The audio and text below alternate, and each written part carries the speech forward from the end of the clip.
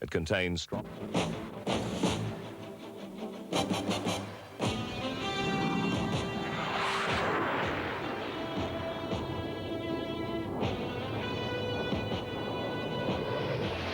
Poor forecast overnight. The morning has cleared. The ground is a little bit damp, but the weather generally not too bad. New South Wales are batting. The New South Wales captain, Phil Emery, winning the toss. Richard Chee-Quee, the opening batsman who will face the first ball of this final. Martin Hayward is the other opening batsman, and Joe Angel will open the bowling for Western Australia. New South Wales finished on top of the points table. That's how they qualified for the final, and this is their team for today's final. Phil Emery, the captain, and wicketkeeper Richard Chee-Quee, Martin Hayward, Michael Bevan, Trevor Bayliss, Shane Lee, Brad McNamara, Neil Maxwell, Gavin Robertson, Phil Alley, and Wayne Holdsworth back from injury. Rodney Davison is the 12th man.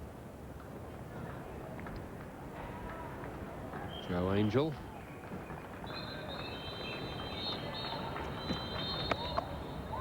And there's the first runs of the match. A misfield.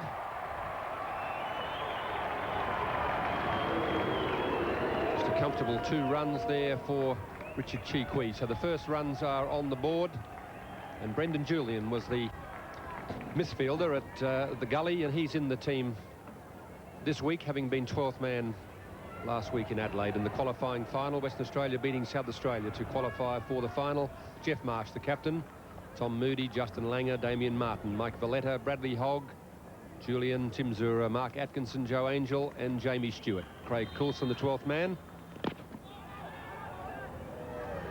So a pretty good lineup for both sides. Some of the most exciting young cricketers in Australia taking part in this Mercantile Mutual Cup final here in Sydney at the Sydney Cricket Ground. And there's the forecast. Cool with showers. Chance of an early thunderstorm. We can only hope that that isn't the case. It would be a shame to see this game interfered with.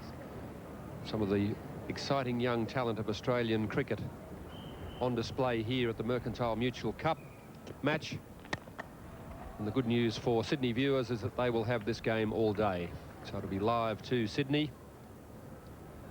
Richard Chee-Quee, right-hand batsman, a very powerful striker of the ball. Highest score of 66 versus Western Australia.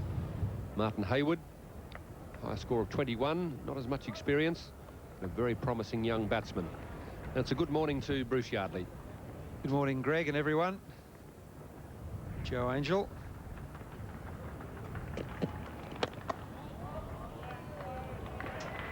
And these quicks, or all bowlers, are going to have to toil pretty hard on this pitch today. It's young Bradley Hogg. It's flat and it's devoid of grass. Looks like there's a little bit of grass on the surface, but they are rolled in grass clippings. Only one ball being used in the Mercantile Mutual Cup games this summer. I don't think there'll be much movement off the seam. And that's the end of the first over of the Mercantile Mutual Cup final. 2 runs from it. New South Wales, none for 2. Bat first in the Mercantile Mutual Cup final. Richard Chee-Quee, the only batsman to face so far, faced the full over. Mark Atkinson, the other opening bowler from the Paddington end, right arm fast bowler, another of the tall men in the Western Australian side. It's a very tall team.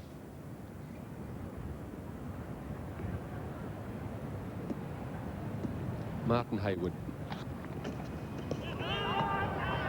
An appeal there. There was no real attempt at playing the ball there from Martin Hayward. The ball sliding down the leg side, but Mark Atkinson thought he heard something.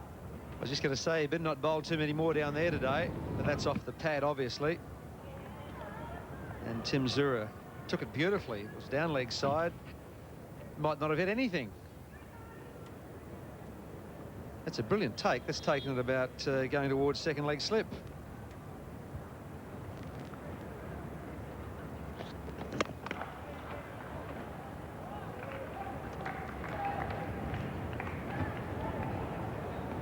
Now this pitch is, I would say, the perfect one-day pitch It won't change during the day. It was dry yesterday afternoon, just a little bit of surface under the moisture. You can see the surface cracks there. It looks like it's got some grass, but basically they are dried grass clippings that are rolled into the surface to bind the surface. Small surface cracks throughout, and it's going to be a blinder to bat on. Some very bold predictions there from Bruce Yardley as the ball comes off the inside edge. Just a little bit of movement there for Mark Atkinson, just getting the ball to drift into the right-hander. So Martin Hayward off the mark. 2 to him, 2 each. Yeah, look at the backlift here from Hayward. I think we're going to see some runs scored in the first 15 overs. Both Richard Cheekwee and Martin Hayward. Good high backlifts for opening batsmen. The ball usually races away from that downswing. Martin Hayward normally bats in the middle order for his club team, but he has been elevated to opening for New South Wales in these Mercantile Mutual Cup matches. Scored 21 here a couple of weeks ago against South Australia. Looked to be quite a strong, powerful player, as is Richard Cheekwee, his opening partner. Also a very powerful striker of the ball. And they'll be looking to make the most of the gaps in the infield in these first 15 overs. It's a good piece of bowling there. The Yorker right up in the block hole, just testing out that high back lift. Yes, I enjoy cricket when I see someone pick their bat up and get ready to play. Even the defensive shots can go for runs, inside edges, as we saw in this over already. You have a look at the bat. Up she goes, nice and high. Atkinson tried to get the Yorker in.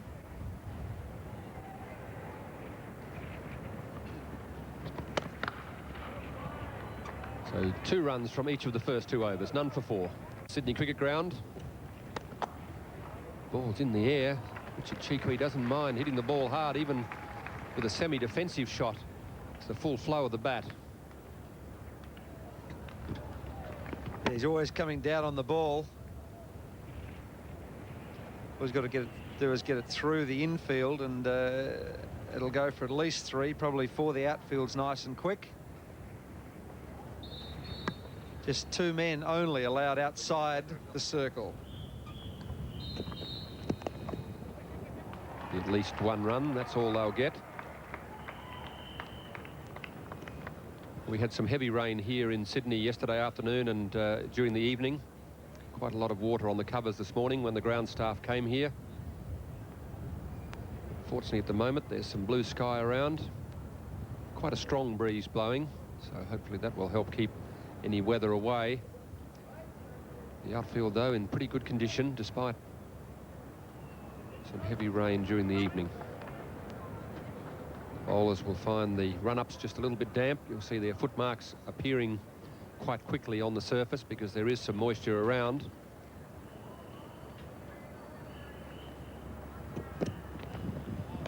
That's a good line. Yeah, that was beautifully bowled by Joe Angel. It's the perfect line, just pitching outside off stump, coming back in. Not a lot of movement from the white balls, not quite as much as you'll see from the red balls in the Shield competition. But that is the perfect length and line, and it's just a matter of concentrating. Joe for 10 overs. Can't afford to overpitch on a pitch like this. There it is again, and the object of bowling in limited over matches is to keep the ball as close to the stumps as you can. Try not to give the batsman too much room in width and not too much room in length. So if you can be just short of a good length, in other words, at a length where the batsman can't really come forward and drive the ball, but not short enough for him to go back and make room for himself that way. More often the ball is in danger of hitting the stumps, the more pressure the batsman is under. And that's a good piece of bowling. Yes, when the big pace bowlers come over from Western Australia to the Eastern States pitches, they've got to change their game somewhat. Joe Angel, if he was bowling in Perth on a reasonably hard greenish pitch, bowling about that length, the ball would definitely be going over the stumps. So it's a different ball game for these guys when they come east.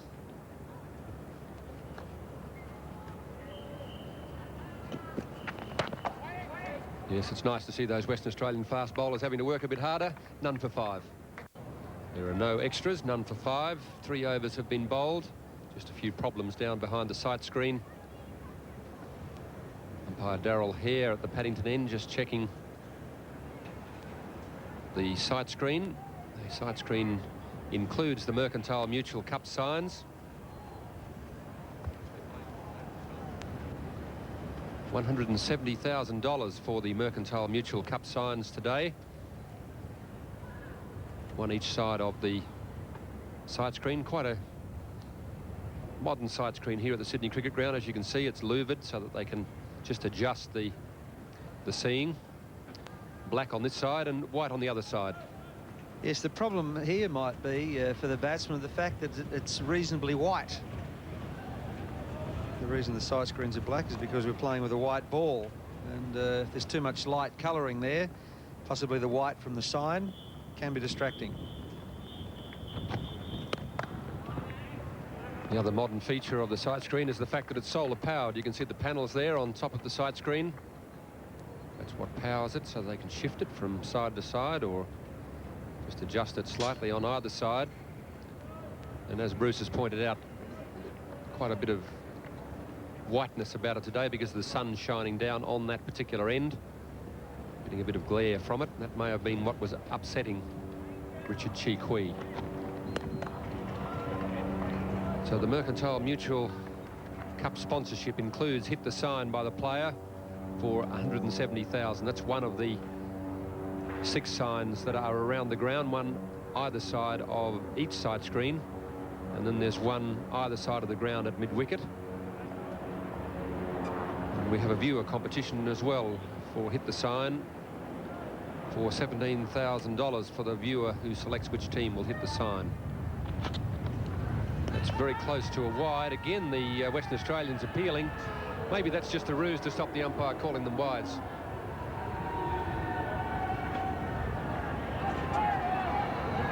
Yeah, they're not silly, are they? But I think Zura heard something here. There was a noise, and if it did hit something, it must have been glove or bat, because he was away from his... Oh, no, it could have flicked his pocket. The umpire's got the best view, of course. Just through the gap there, Jeff Marsh doing the chasing, so 2 runs.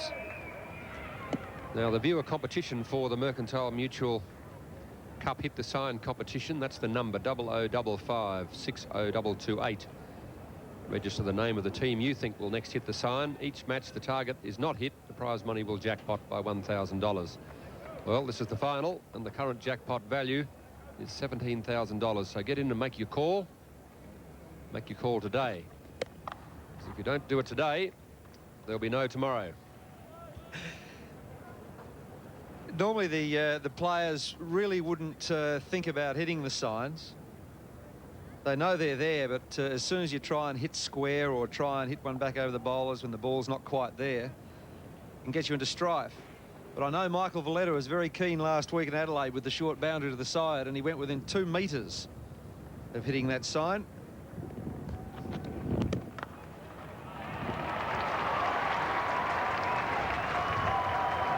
With 3 runs here to finish the over. 4 runs from it. Bill Laurie wants me to remind the Melbourne viewers not to pick the Victorian side for the hit the sign competition. None for 10. Joe Angel continuing his good line and length. Just getting back to that hit the sign competition for the viewers. You've got your telephone number 0055 60228. If no player hits the sign today, one person from each state will win a Mercantile Mutual cap and player shirt of their state team. So get your calls in now. Register the name of the team, either New South Wales or Western Australia, you think will hit the sign next. So some tight bowling going on here by Joe Angel. Brendan Julian has a dash at the stumps. Some good fielding by Mike Valletta. Yes, he had to block that, or that was 3 or 4 overthrows. Brendan Julian's back in the side this week because he's brilliant in the field. He's a pretty good left-arm pace bowler and he can bat pretty well, but there was no one backing there. He might be just a little jumpy, Brendan. Might take him a few overs to settle down.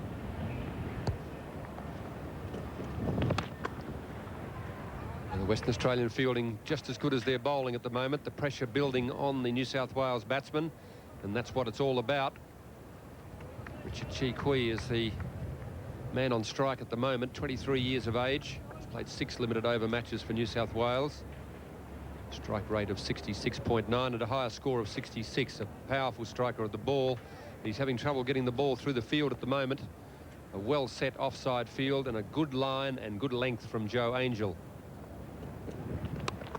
And there's a gap there, down to third man. Just the 1 run, but an interesting offside field for Joe Angel. He's got 1 slip and a gully. Just the 1 slip and the gully. There's a big gap between those 2 fielders there, but there are not many other gaps as we go around the offside field. But a deep point, and then a cover and a mid-off. So it's pretty well protected if he bowls the right line, and so far he is. He's protected very square of the wicket, so he's not intending to bowl too full. And that's also a good delivery. Judgment. If it had kept any lower, he would have been in trouble. Just come back a fraction. Beautifully bowled. Finished up going over middle stump, I'd say. But he's such a tall man, Joe Angel. This is why if he pitches just fractionally short of a length, he's going to struggle to get an LBW because the ball is bouncing so much. He comes down from well over 200 centimetres. Well, 2 runs coming from the over, 1 from an outside edge, 1 from an inside edge, none for 12. Bowled at the Sydney Cricket Ground, none for 12. New South Wales batting first. 30 balls bowled, no extras. It's been good bowling from the Western Australian openers, Angel, and now Mark Atkinson bowling from the Paddington end.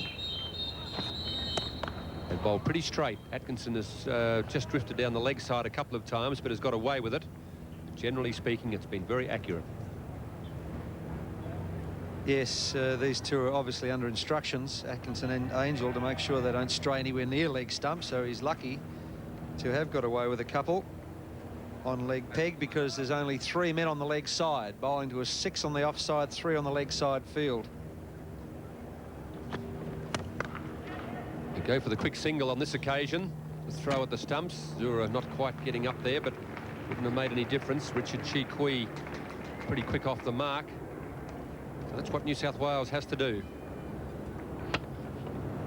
Beautiful off drive, but it went very quickly to Damien Martin. He had time. Had he hit, it might have been close. No, he was in anyway. So good running.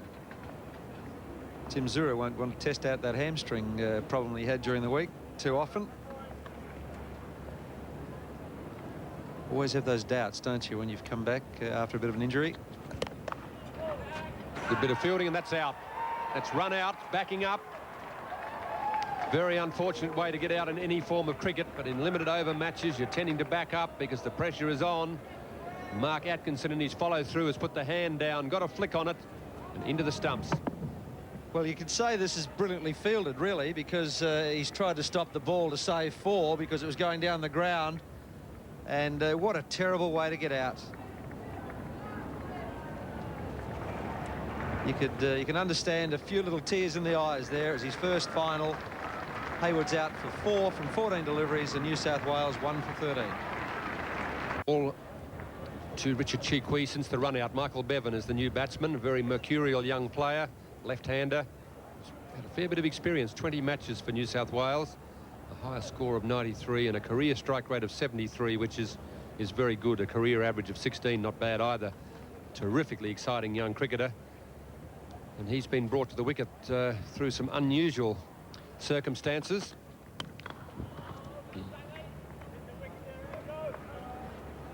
Yes, the batsman at the non-striker's end in one-day cricket backs up just that little bit further because he knows that the short singles are on, and really didn't make any attempt to get back at all.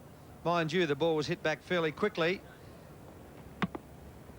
Was hit fairly firmly, would have gone down the ground for maybe 3. And Mark Atkinson's wrapped. That's a very good over again from Mark Atkinson, and it's the pressure that has brought about the problems for New South Wales. 1 for 13, and it was the good tight bowling and the good tight fielding from the Western Australians which contributed to Martin Hayward's dismissal. It's an unfortunate way to get out, but that's what happens when you start to build the pressure. The batsmen start to look for the quick singles, start to back up a little bit more. Richard Chikwi, a very straight hitter of the ball and a very hard hitter of the ball. Just hit it a bit too hard and a bit too straight.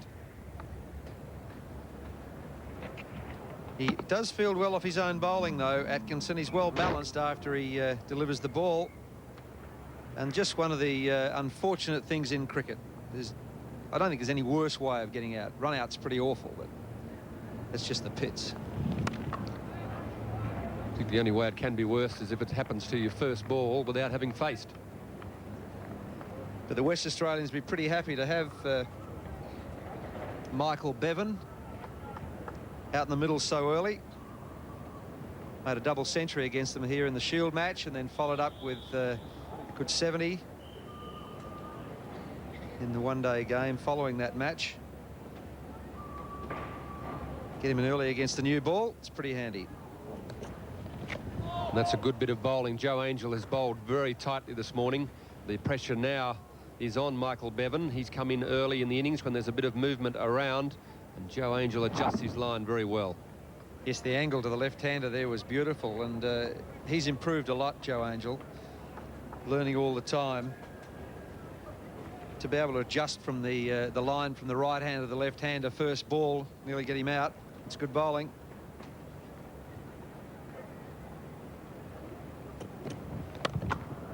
That's well fielded. Joe's a big man. Had he recovered a bit more quickly and got rid of it first time, he could have had Bevan in some real trouble.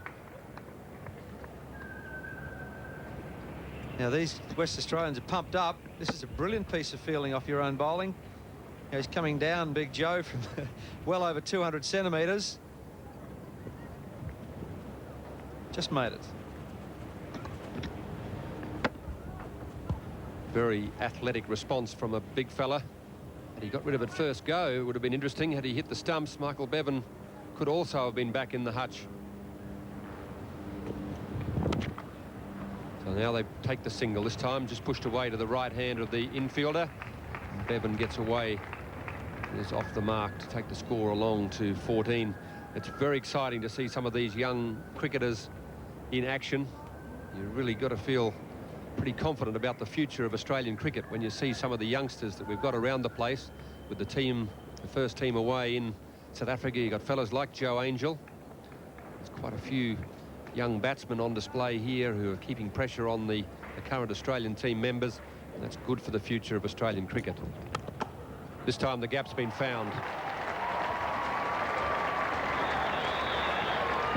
That's a magnificent cover drive. And Bradley Hogg chased that one to the fence. It's this backlift of Richard Chikwi's. You don't see a backlift like this too often these days from an opening batsman. But the bat's always coming down on the ball, and it's just a little push and a punch through the line of the ball. Have a look at the wrist work just at the end here. Bang. Simple as you like. There's a lot of strength in that shot. Very powerful player, Richard Chikwi. There's another chance here. The ball comes back very straight. This time the batsman gets back. 1 for 17. Here enjoying some bright sunshine at the Sydney Cricket Ground for the moment. The forecast is for some showers around. We hope that stays away because it's quite a good morning at the moment. It's in the air, just over the infield. The pressure building on the New South Wales lineup, and Richard Chikwi responding as he knows best.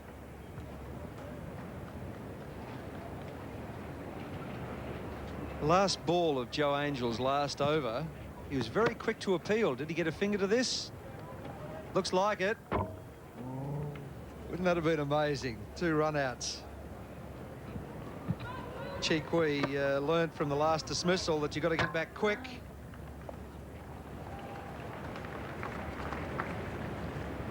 Chiqui very aggressive with his batting. He doesn't like to be tied down for too long, but he's also smart enough to know that you can't hit the ball hard all the time.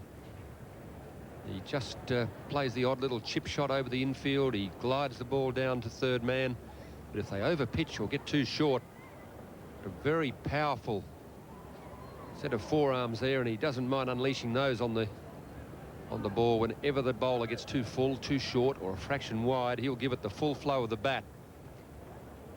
Quite a unique style.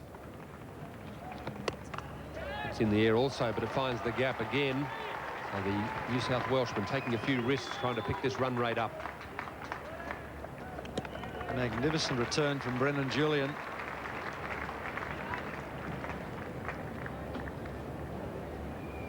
Then Michael Bevan has got the ability to find the gaps. He'll go to the line of the ball and then just open the face of the blade. There it is, and hits it square. A little square and he might have been out, but he found the gap.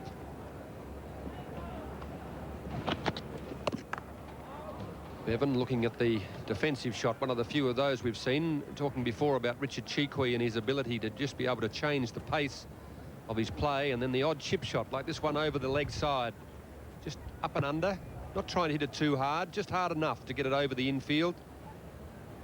He's a very, very good cricketer, Richard Chiqui. He likes to be aggressive, but he's got a good technique. Very reminiscent of fellows like Keith Stackpole. And then Michael Bevan, of course, is just pure talent. Yes, that's a magnificent shot. I don't think they'll risk Brendan Julian's arm from the deep. Another magnificent return. That's why he got the nod, I think, over Craig Coulson. Craig Coulson bowled pretty well last week for WA against South Australia. That's a magnificent drive square of the wicket. Not such a bad delivery, just gave him a little bit of width. You can't afford to get too wide of the stumps to these good players and give them room. So Atkinson, Mark Atkinson's going to have to tighten up a little bit here, get more into middle and off. That's a pretty good over for New South Wales. 7 runs from that, 1 for 24. The new man, Michael Bevan. There's an appeal there, must be very close. We'll let the new men in the commentary position, Simon O'Donnell and Bill Laurie, tell us what happened there. Thank you, Greg. Yes, that was 4. Chiqui just shuffling across the crease. He's very close to the umpire. The ball angled in. And fraction high, probably, but a very good delivery. And that's the genuine bounce and pace of Joe Angel. This is going to be a very tough final. 2 good teams in form. Joe Angel bowling quite quickly from the Randwick end with plenty of bounce. Looks just one down the final leg. Yes, the doubt there for umpire Steve Randell was the bounce. And good morning, Simon O'Donnell. Morning, Bill. I think the only thing that did save Richard Chiqui then was the bounce. Hit him pretty well at Jason, was going to knock the timber over. Probably just a touch high, just took him above the knee, and Steve Randall would have given him the benefit of the doubt. Steve Randell and Darryl Hare, the umpires officiating in the Mercantile Mutual Cup final for 93-94. Sun breaking through here in Sydney. It's quite a cool morning with a strong breeze. Oh, he falls over, but he'll be safely home. So the 1 run out. Martin Hayward, unfortunately, at the non-strikers end, run out. And just a bit of hesitation there, a slip. So the breeze quite strong, enabling the bowlers to get a bit of pace from the Randwick end. And overall conditions quite good considering the rough evening last night with plenty of wind and rain about.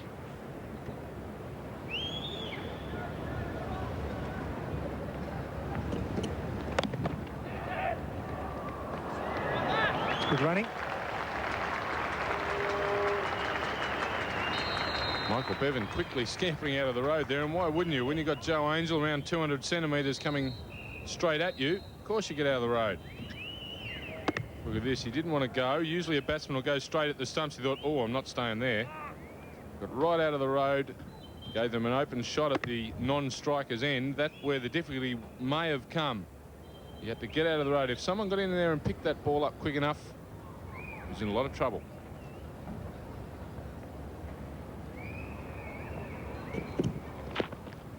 Well bowled and well run. Joe Angel certainly having a very good spell here. He's 5th over. He's trying to bowl them out early on. That's the way to go. 4.5 overs, no wicket for 11. And bowling at very good length. Not too full, not too short. Forcing the batsman basically onto the back foot. Slipping a gully in for Joe Angel.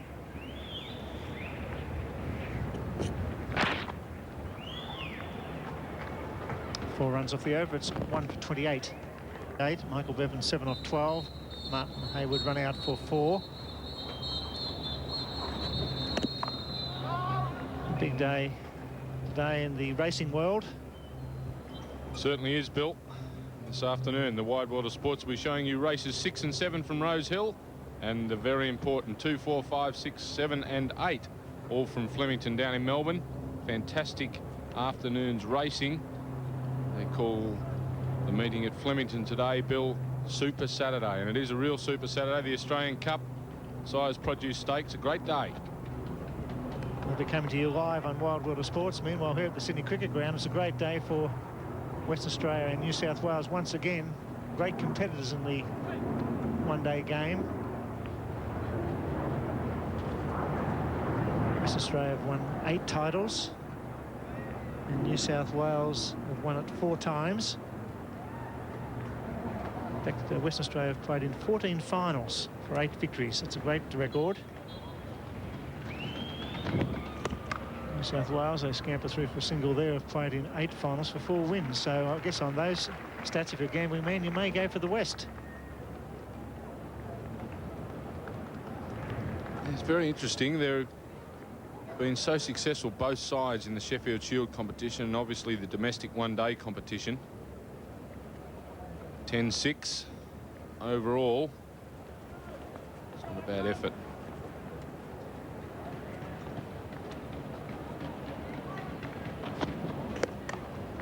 Well played. Richard Cheekley, a very good place with the ball as well. He's a very promising top-order batsman, because he's prepared to take the bowlers on in a 4-day and 1-day match. He's a very good strike with the ball. Their run rate just down a fraction, 3.1 after 9.4 overs. They're looking for about 60 off about 15. New South Wales, that's their normal method. Get away to a good start and take the pressure off the middle order. Western Australia bowling very well here at the moment, but they are allowing those singles. Marshall have to do something about that. The last 2 overs, a lot of easy singles inside the circle. 2 very important factors in one-day cricket are the singles taken and also the fielding. If your fieldsmen aren't on song and aren't in to cut those singles off, or your captain doesn't make a move to bring the fieldsman in a couple more yards, couple more metres to make sure he cuts that off, you can be in trouble. And one-day cricket, runs are so important, and 1 run can dictate whether you win or lose at the end of a day. You need to be right on song with all those. Well driven, well fielded, 3 runs off the over. It's 1 for 31 after 10 overs. The Mercantile Mutual Cup final at the Sydney Cricket Ground. Overcast conditions, quite cool. We see a change in the bowling. Brendan Julian coming into the attack, but I don't like the look of those clouds there. I reckon there might be a bit of precipitation in those, Bill. You got me there, Simon. Precipitation, but certainly it's a 25 over contest. That's the minimum number of overs that each side has to receive in a final. Well, let's hope the weather doesn't intervene, as Julian, promising young all-rounder, takes up the bowling from the Randwick end. Left arm over the wicket. Very good spell from Angel. 5 overs, no wicket for 12. Beautifully played. Superb straight from Bevan. The outfield slow, racing down the hill. And they'll pick up 3 runs. Wet of the fieldsman. It's just a touch of class about Michael Bevan. His placement, his timing. He looks a cricketer. Good athlete. Certainly fantastic athlete. Covers the ground very quickly too. Turned that into 3. Did it very comfortably. It's a lovely shot. Just turned his wrists as the ball came onto the bat. There was no real risk in it. Flew away. Generally probably before here at the SCG. A little bit slow, the outfield. Nice and lush. Exceptionally well played.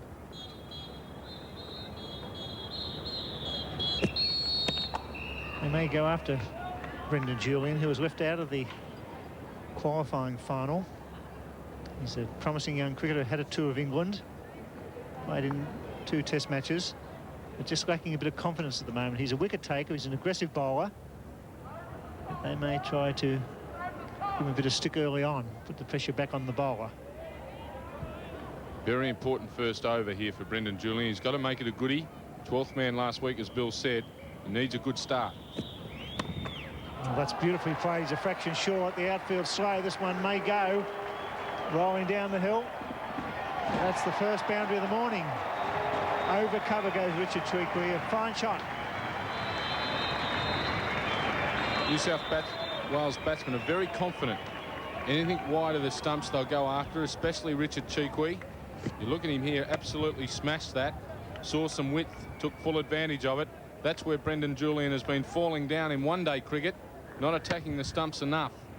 He's got to attack the pegs. Really going to hammer him. He's just a fraction short, and he's not swinging the ball in. Normally Brendan Julian can swing the ball in. He's just angling the ball across Chweekwe, who knows this is a very good pitch. It's hard and there's very little grass hitting through the line. And a slow outfield, that's a very good strike rate. 21 runs off only 33 balls faced. Very vocal crowd here. The New South Wales fans braving the cold weather. Well rugged up in the member stand. Well bowled and almost another run out. It's the 3rd time. There's been half a chance for a run out at the non-striker's end. Someone ran over a black cat on the way home last night. The only reason to explain what's going on out there's nearly number 3. Chweekwe was quick enough to get back. Martin Hayward unfortunately wasn't. Michael Bevan would have been in a fair bit of trouble.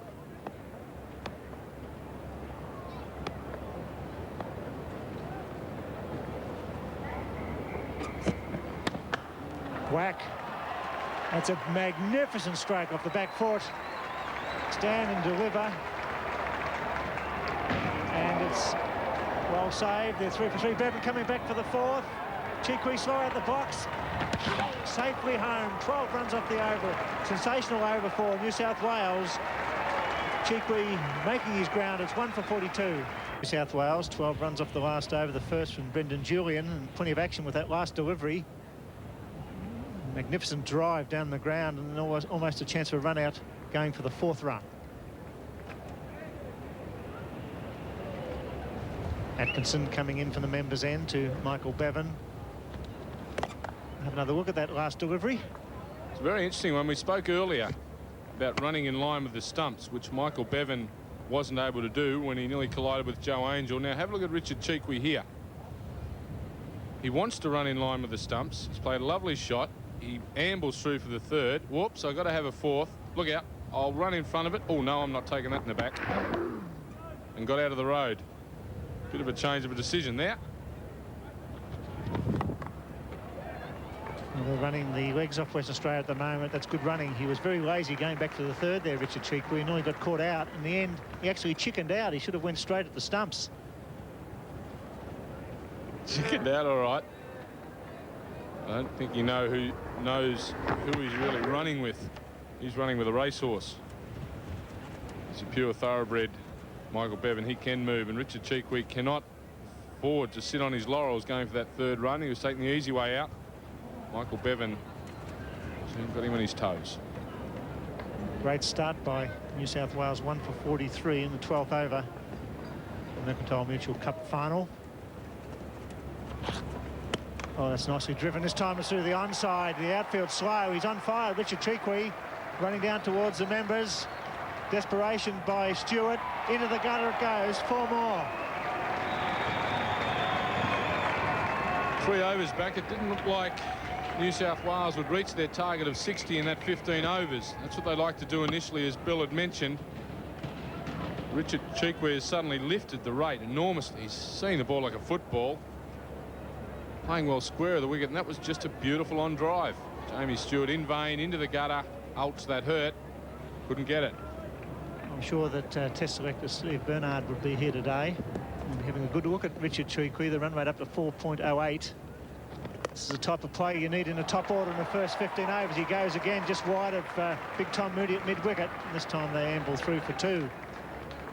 Chikwi prepared to hit over the infield, hit over cover on the onside, and really he's giving New South Wales a flying start here.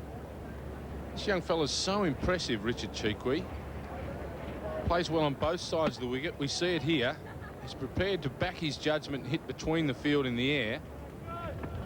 It's just what the doctor ordered early on in a one-day innings. It's magnificent.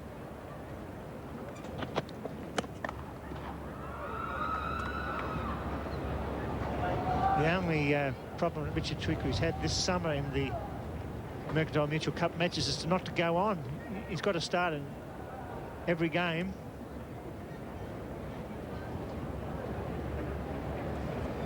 And this really needs a big 100. His highest score 66, but that's a very good summer. Very consistent performer in the top order. He goes again over mid-off this time. He's really thrown the gauntlet down to West Australia, just the single. 8 off the over, 1 for 50. In cricket ground, Richard Chikwi supplying all the action at the moment. 32 off 39. Bevan doing a good job, 13 off 19. It's 1 for 50. And this is a testing over for Brendan Julian. Just the 1 over. 11 off his first over. And I guess Richard Chikwi just needs to settle down now. He's done the damage. Play normally here.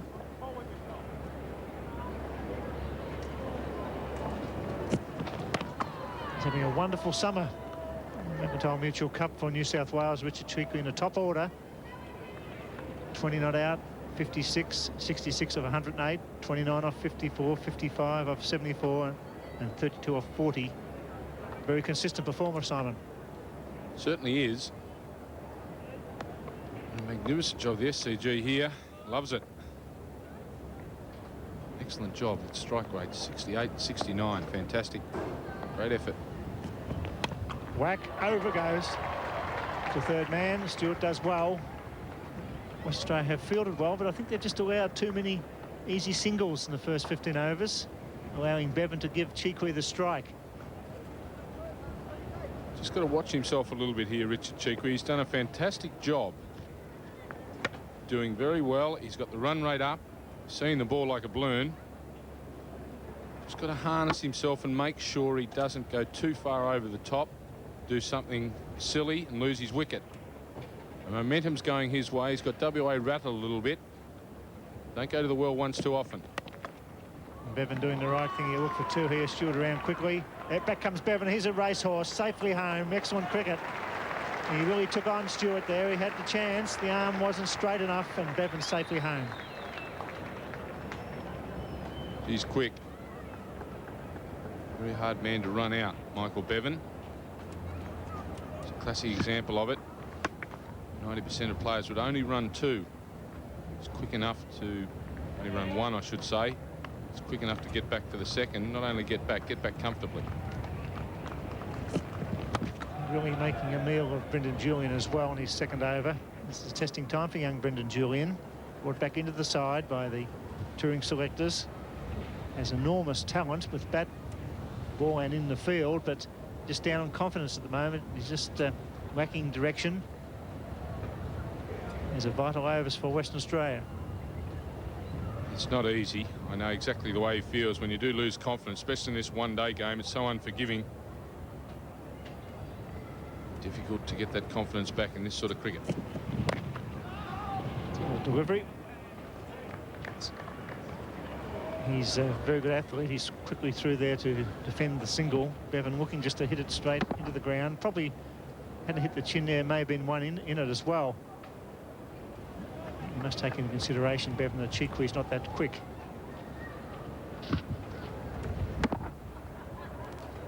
And notice there on the right of screen, not backing up very far either.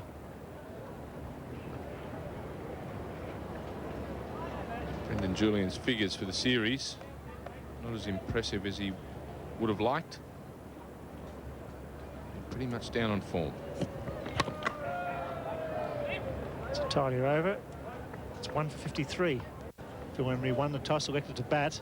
It's going to be Tom Moody, very experienced campaigner and a good one-day bowler. This will test him out here today. The pitch is very true. He'll have to be right on line, not too short. Bowling in the sweater, it's quite cool with the breeze coming. In fact, it's dropped a bit coming down the ground. He'll be pushing into that breeze.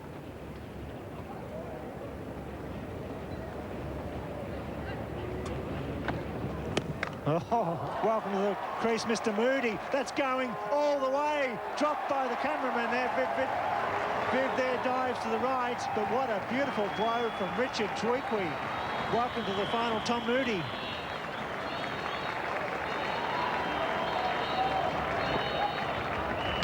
Whack. What a whack. Could not have hit that any better if he had 10 goes at it. Stick the camera work, boys. Viv Jenkins there, the official ACB cameraman, diving to the right there. It was dropped by the man, didn't get under it at all. And Viv saving the camera there, probably $5,000 worth of camera. It's all happening at the Sydney Cricket Ground. What a fine shot. This time he pushes it because there's a man at long on. They look for two. Bevan's quick. Excellent cricket by New South Wales, and the crowd responding.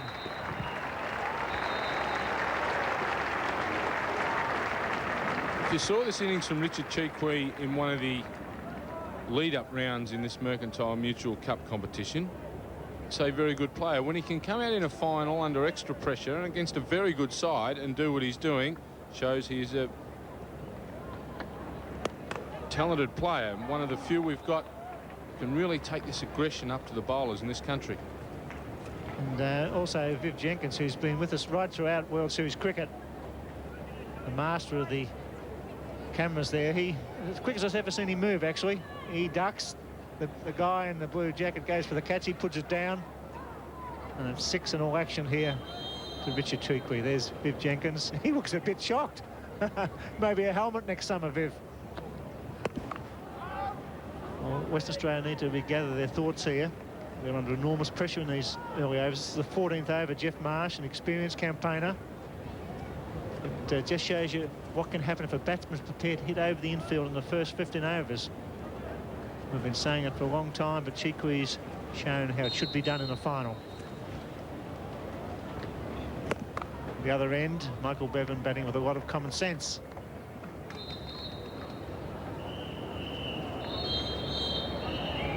He'll be wondering exactly what's happening out there, Michael Bevan. Richard Cheekwee in such good nick. He's just got to give that support. It's the experienced decision that has to be made now. His form's been good. Half century and got a start in every inning so far. It's close, very close, maybe just outside the line of the leg stump when it pitched. That's the over bowl. We'll have a look at that when we come back. It's 1 for 62.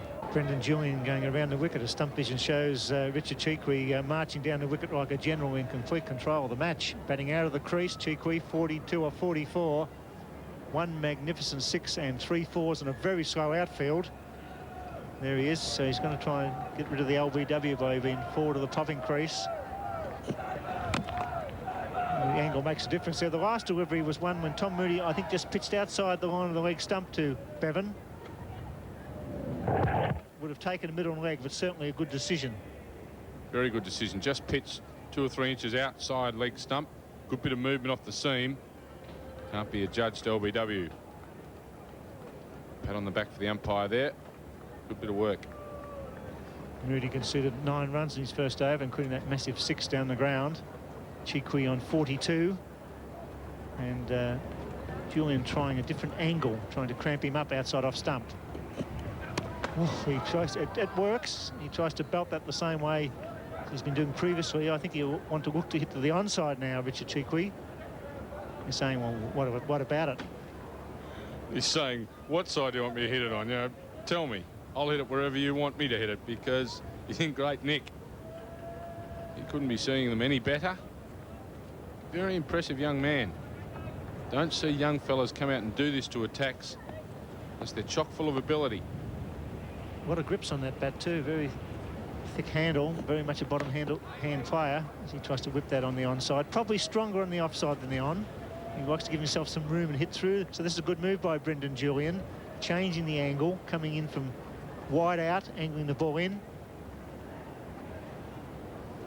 What Brendan Julian is trying to do is to come left arm around the wicket and cramp him up. And he tries to hit through the offside.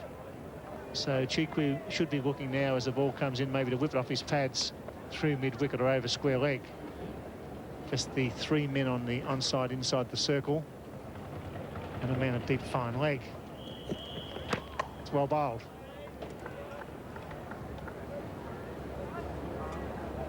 It's a good effort from Brendan Julian thus far in this over. Been very important that he keeps at the stumps now. Keeps pressuring Richard Chikwi. It's important for Richard Chikwi not to get too blasé that there's been a few deliveries and he hasn't scored a run. Don't do anything that takes any more risk that he's not in control of.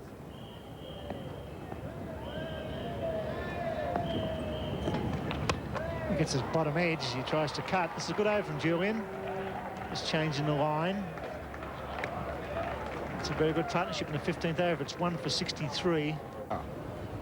50-run partnership between Bevan and Chikwi. Moves up to 51. It's 1 for 64 after 15.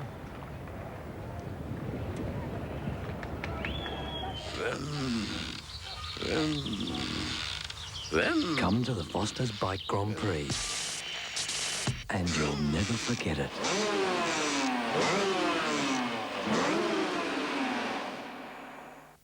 I'll put it on my card. If you want a more secure Visa, the new Citibank photo card. Best thing I've seen in years. get the only card that's got more than a signature. That's me, and that's my Citibank Visa. Just call us.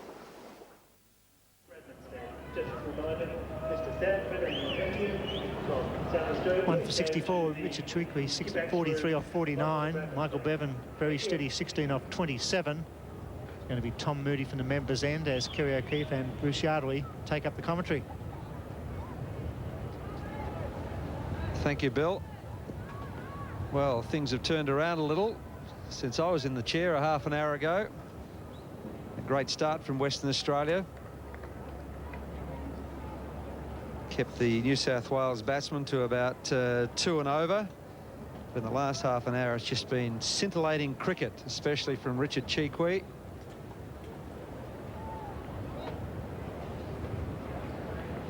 Hit Tom Moody's first ball for 6 over mid-on. And Kerry O'Keefe, it is a beautiful batting pitch. Very good, Bruce, yes. And everything going to plan from a New South Wales point of view. They wanted Richard Chikwi to get away. He's done that.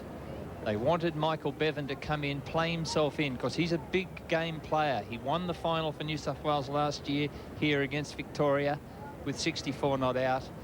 And Chikwi's done very well in the preliminaries. And this is the partnership that the New South Welshmen want to see flourish. They can really post an insurmountable score if these two are still there into the 35th over and on from there.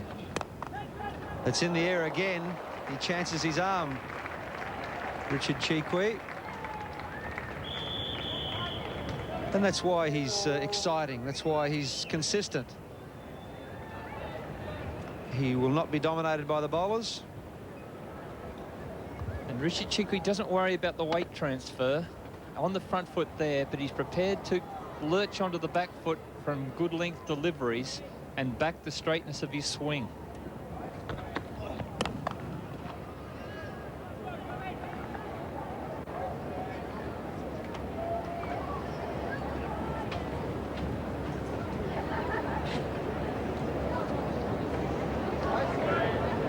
This being over number 16, Jeff Marsh has been pretty swift to get those extra men out of the inside the circle.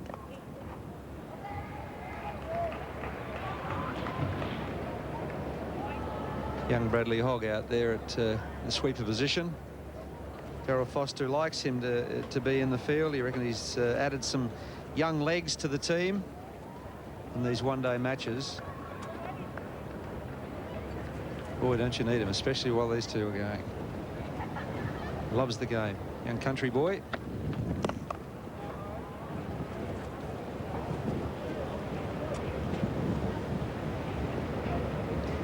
saying to me yesterday, he just can't wait for his first run out in these matches. He had a couple of close shaves last week.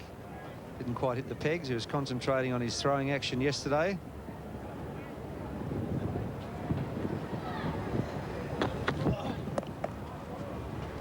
A little dabble do you from Michael Bevan to end that over.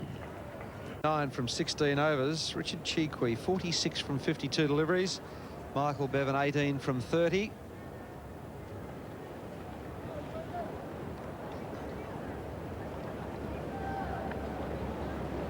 Brendan Julian now left arm over the wicket to the left-hander. This is brilliant running.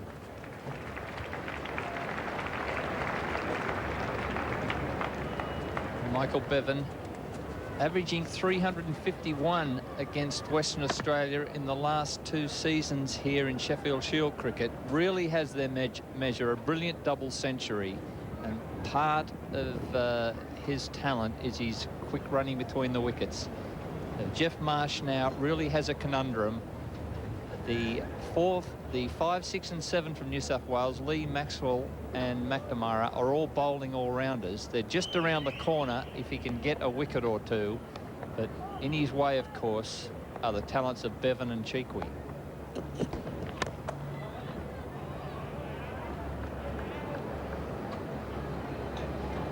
What I like about Cheekwee is that his attitude doesn't change.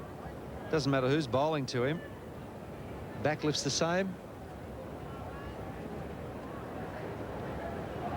His mother makes the best dim sims east of Mascot.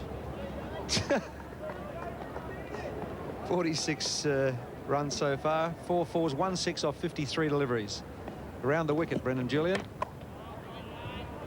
And it seems to have tightened him up a little bit. He got hammered bowling over the wicket, pushing the ball away from Cheekwee. Decided to come around the wicket. Wasam Akram, just to angle the ball into the right-handers and cramp them up a little.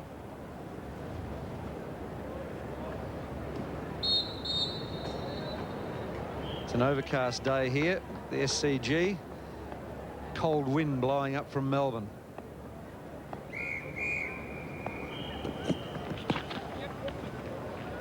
Leg byes.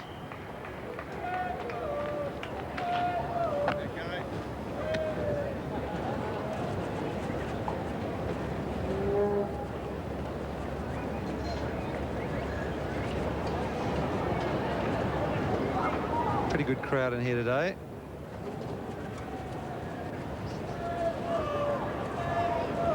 Be around about the 6,000 mark, I'd say. A few jumpers and parkers on. Very chill wind from the south.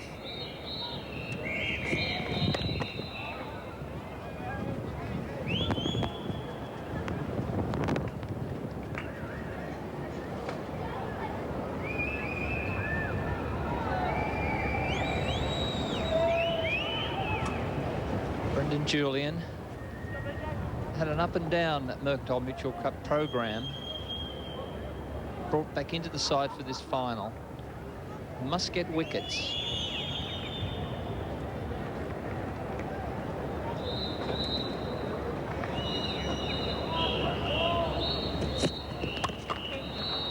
That square drive that we've come to appreciate from Michael Bevan.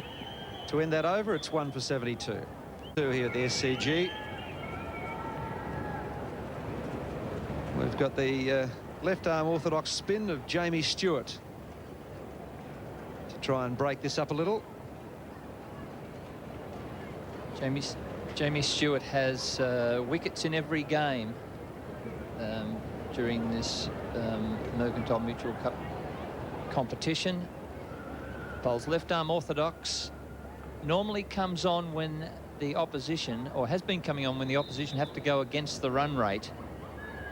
He comes on today. Jeff Marsh has given him the brief of getting people out. Michael Bevan is one of the cleanest hitters of left-arm orthodox spin in the country. He has a few victories over Jamie Stewart in Shield cricket. Crossed him off a couple of times, and he'll be looking down that long on, long off boundary, because he really does get under the left arm spinner, and this ground won't be big enough for him. Well, he should be spinning the ball into the left-hander, so we've got 5 men on the leg side, 2 inside the circle, 3 in the deep.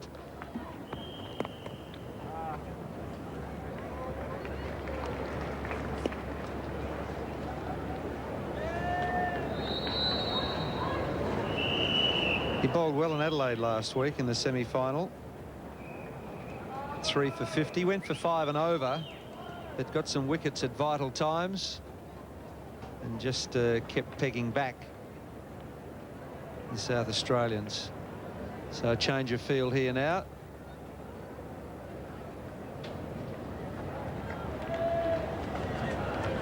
I beg your pardon, got the none for 55 in that first game there, so has 3 wickets in each of the other games. So really been valuable for Western Australia. In front of Warren Wishart, who plays most of the Shield games, but Jamie Stewart's seen as a one-day specialist. Yes, he just said to Jeff Marsh, the skipper then, gee whiz, I'll be spinning to the offside, and I'd prefer to have another man on the offside. He was about to bowl to 4 on the offside and 5 on the leg. Now he's got 3 men in the circle and 2 in the deep on the offside.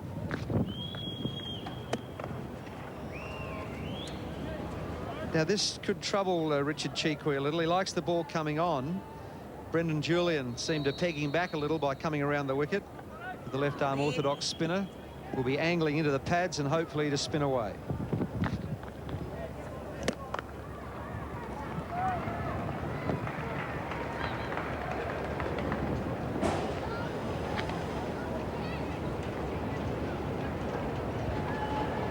Yes, as a spinner in these one-day matches, you've got to pick your mark.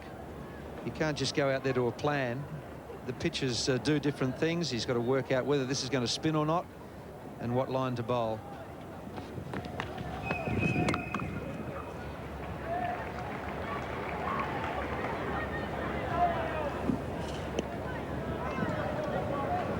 And what pleased him about his bowling last week, young Jamie Stewart, was the fact that they struggled to hit boundaries off him. 6 singles in 1 over. They couldn't really get him away, couldn't get him over the top all that often. Look at that for a batting pitch. Beautiful.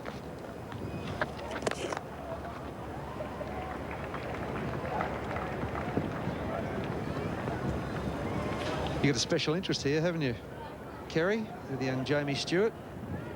Worked with him a little in the past at the academy. I've had a bit to do with him. I haven't seen him recently, since he's done well.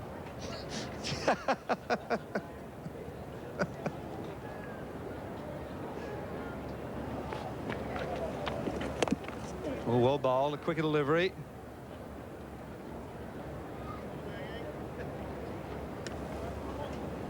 It's 1 for 77.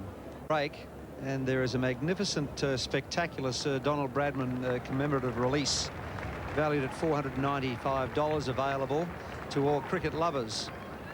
Sir Donald Bradman, a legend, averaged 99.94 in his Test career. And this is all part of fundraising for youth cricket. The legend's genuine memorabilia.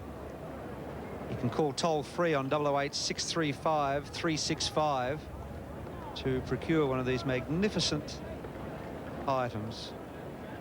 Sir Donald Bradman batting at the Wacker in Perth in the 1930s.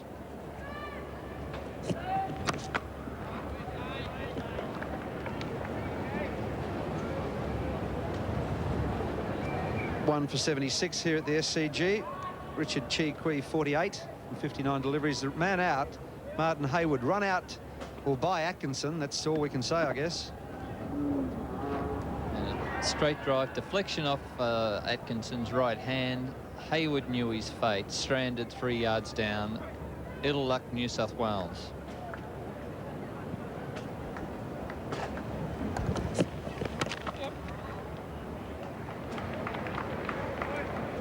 He's picking up runs regularly there. Michael Bevan just pushing towards the line of the ball and opening the face of the bat. Maybe they've got to get him to try and hit down the ground a bit more. Oh, He'll be hitting down the ground. If he's there in the 35th over, down the ground won't be a problem. During the drinks break, there's the blue for a day. Nicholas Foster of Goulburn, 6 years old.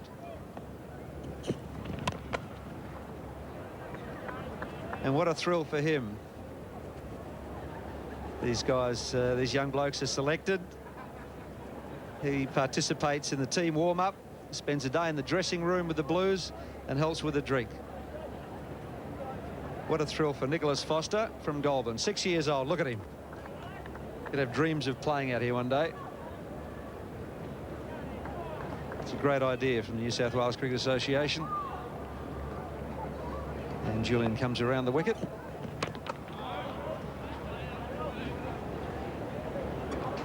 New South Wales won the toss early this morning here and elected to bat. Funny enough, in their 5 preliminary matches, they lost the toss on 4 of those occasions, won every game. Won the toss against South Australia in the final game and lost on run rate.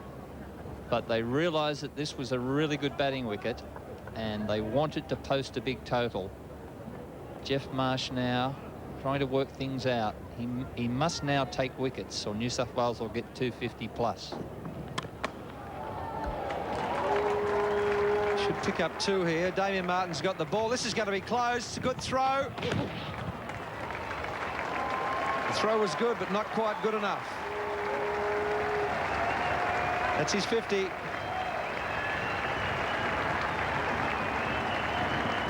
Damien Martin can only look at the board because Richard Cheekwee has a splendid half-century here at the SCG in his first Mercantile Mutual final. It's been a brilliant innings from him. A straight 6 off Moody being the highlight.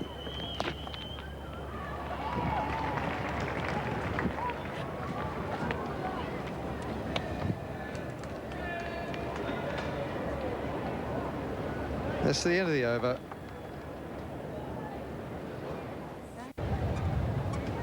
Overcast here at the SCG. The outfield is lush. Ball's getting through the infield fairly quickly, but pulling up out in the deep in the outfield. There's some rain here overnight. That'll probably please Jamie Stewart somewhat.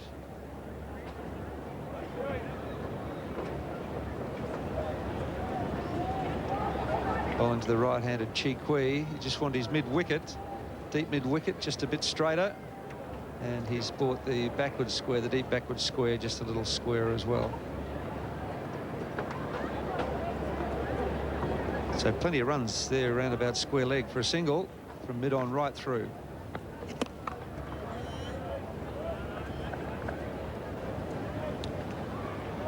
Jamie Stewart's situation may mean that he wants to spear the ball in. His best chance of getting Cheekwee out, though, is to hold one back.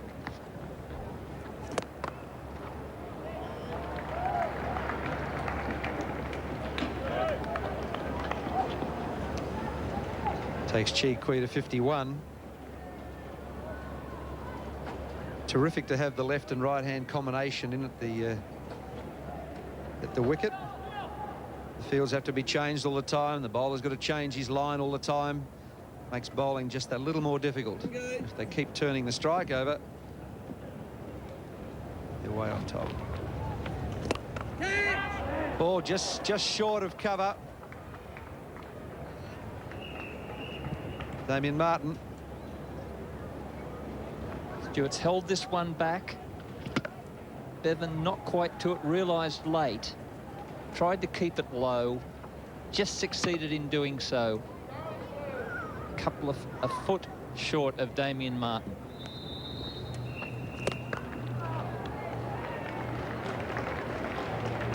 Bludgeoned down to long off.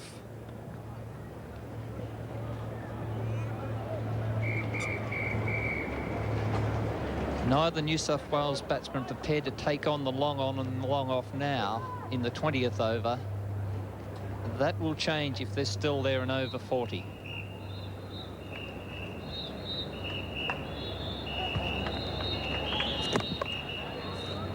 Well, he's bowling well to Bevan. He's coming over the wicket, pushing the ball away from him.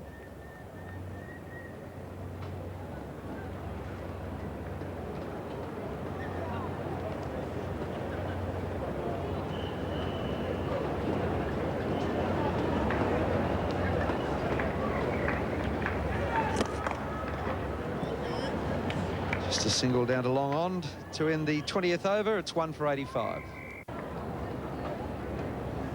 Looks a bit bleak over the back of the scoreboard there. Gary O'Keefe's more of an expert on the weather up here in Sydney than me, and he said it just doesn't look too good at the moment.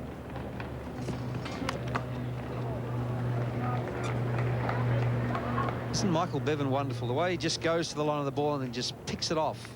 Hit him square either side of the wicket.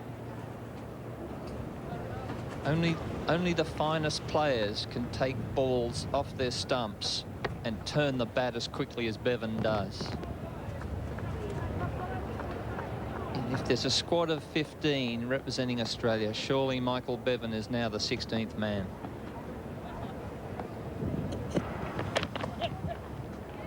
Being my first 15, mate. A lot of players, when they try to hit square of the wicket, hit across the line, and he doesn't. Just closes the face of the blade. He's also got the ability to hit down the ground. Which he'd love to show this crowd here in a little while, because he has entertained them regally this summer at the SCG, as he has done during his career. But in a final, he'd really want to give them value for money. Good calling. It's young Bradley Hogg. He thought he might have had his first run out there.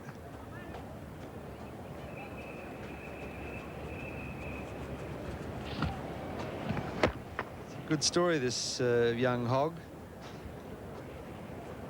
His hero as a kid, when he was a kid, was Geoffrey Marsh, who's now his captain.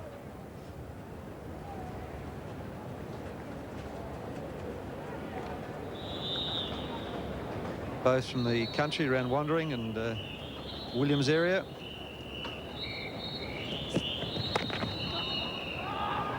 This could be a run out. He's missed.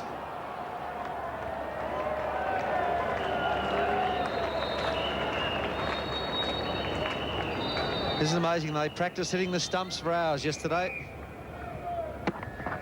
There's those 2 or 3 paces from Bevan straight away. He thought he got the OK from Chiqui. He didn't, not even in camera range. A hit and Western Australia have their second wicket. A miss, New South Wales have an extra run.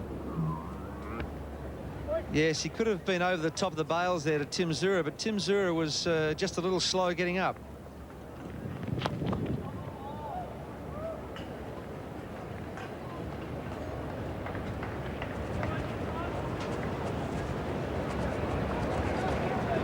Maybe just still slightly hampered. He had a slight hamstring strain during the week.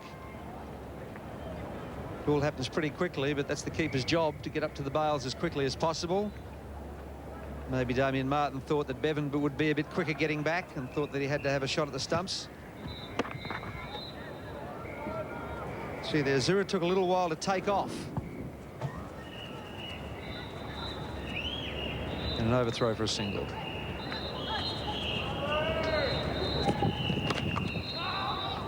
Oh, here we go again. I think he would have made that one back. After the 21st over, it's 1 for 89. Jamie Stewart. Down the track. Hogg actually started to go to his right there. And Richard Chiqui's not trusting Michael Bevan's calling any longer. And that's down the ground straight. It could go for 4. Magnificently placed for 4.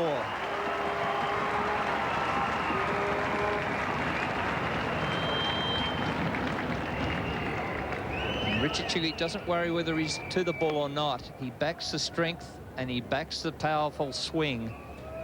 Long on is very wide there. A little straighter now, but Chiqui had the boundary. It's in the air, but he's missed backward points.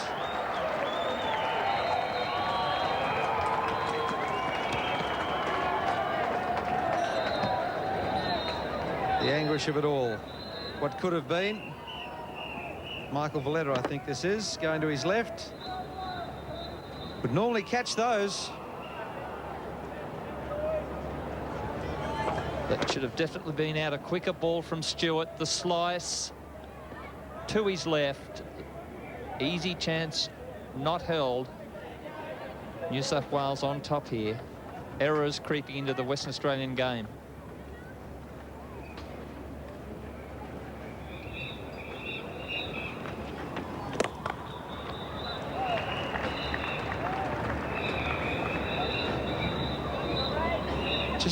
Just very fine misty rain, I think, starting to fall, which is not going to help the spinner here.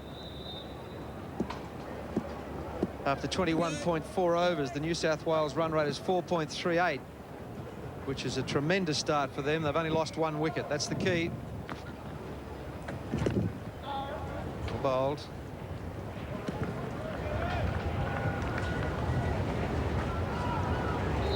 The rain intensifying here. Crowd taking a bit of shelter.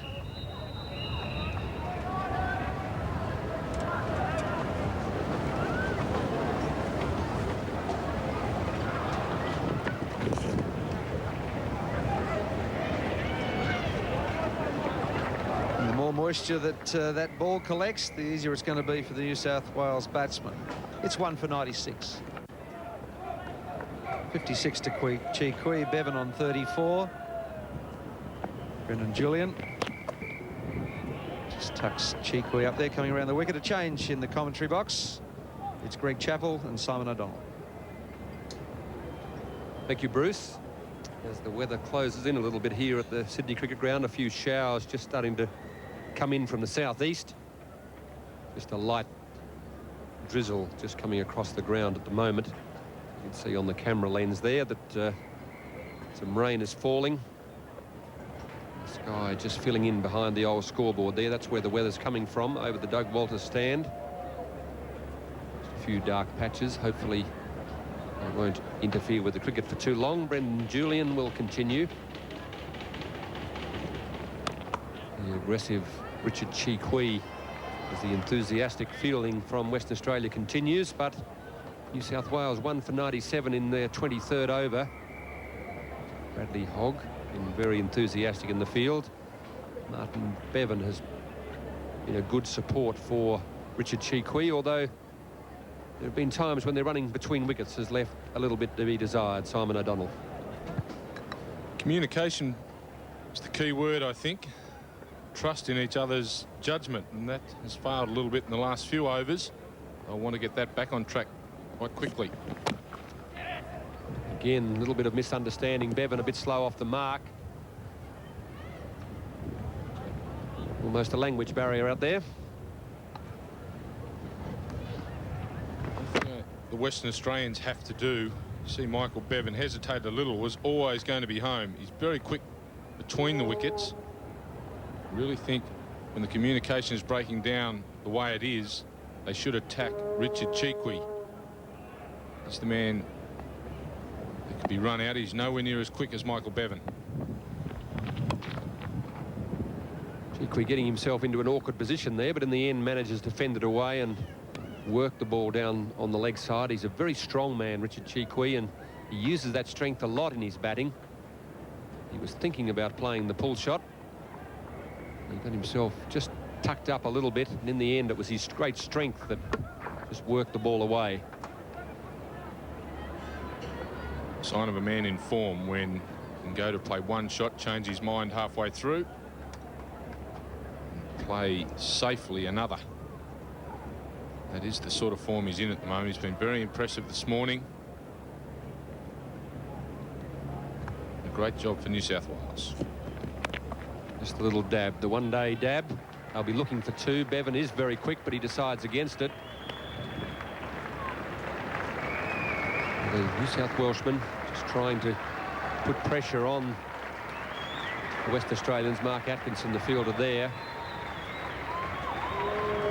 And the 100 runs comes up for New South Wales from 137 balls.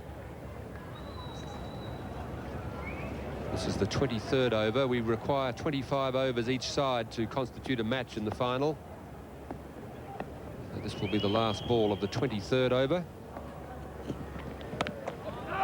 Again, a little bit of confusion And a direct hit by Brendan Julian, a good bit of athleticism. 4 runs from the over, 1 for 100.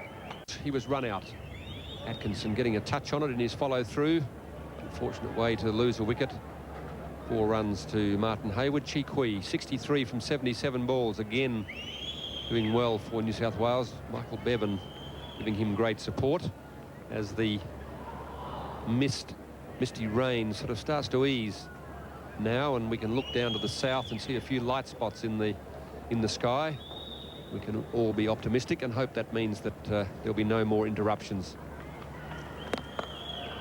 Bevan using his feet. Misfield there. Allows 1 run.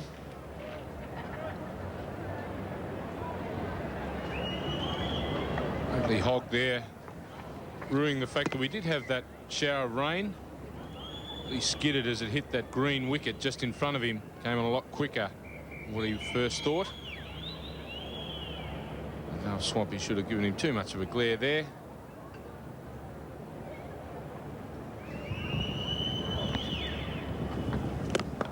Chi Kui gives him another turn.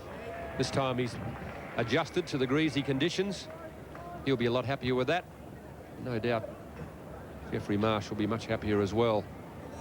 Difficult position to field there. You're in the hot seat. Ball comes very quickly from that greasy centre wicket area. It'll make life very difficult. Chi Kui looking to make a bit of room for himself, just doing a bit of fudging at the crease there. The keeper, Tim Zura, and Jamie Stewart, the bowler, felt that it might have been pad first. Tim Zura very vocal, very difficult decision for an umpire to give.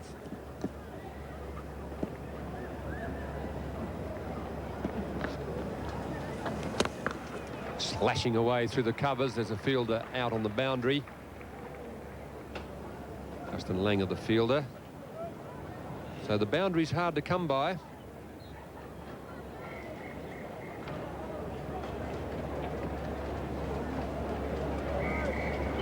Chi Kui just making room for himself, trying to slash it away. There have been 4 boundaries, 4 fours and 1 6. All by Richard Chi Kui. So everyone else has found it pretty hard to get the ball through. Bevan, a good stroke maker, but he's playing it very sensibly. He realises that Chi Kui is the man in form. He's the man that's going well. He's managed to get the ball to the boundary and over it on one occasion from Jamie Stewart's bowling. So Bevan giving him as much of the strike as he can.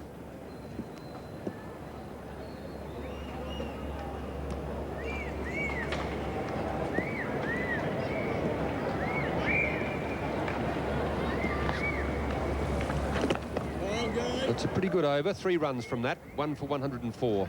And the score is 103. 1 for 103. Chi Kui 64 from 81 balls. Pretty good strike rate, and 33 from 50 for Michael Bevan. Trevor Bayliss, Shane Lee, Brad McNamara, the next 3 batsmen. Pretty good wicket for a one-day game. Not a lot of movement there for the bowlers. It's only been the odd ball that has deviated from the straight and narrow, and things have been even more complicated for the West Australian bowlers by the light rain that has fallen, just to make the ball a bit more greasy. It will make it very difficult for Jamie Stewart. Bowling left arm orthodox spin, he won't really be able to wrap the fingers around like he would like. Medium paces shouldn't be too bad. Fieldsmen have got to adjust to the greasy conditions. Bevan just using the pace of the ball to run it off the face of the bat down to third man. Hasn't really got into his full flowing stride as yet, but he's played it very sensibly. He's recognised that Richard Chi Kui is the man in form, and he's just allowed him to have as much of the strike as he can. He's been quite happy to get the 1s and 2s. 1 boundary to him. 52 balls faced. So he's kept it ticking over very well. Slashing drive from Richard Chi Kui. Stands and delivers. Outfield a bit slow. That's a poor bit of fielding there by Justin Langer. Overruns it. It doesn't cost them any more runs. Just took his eye off the ball. I can remember him miss-hitting one ball this morning. Mike Valletta should have taken the catch and dismissed him. It was off Jamie Stewart. Not a lot of foot movement there. Again, smashed it. His timing has been nothing short of sensational this morning. So impressive. This young man can get it right during the winter. He's got a big future in front of him.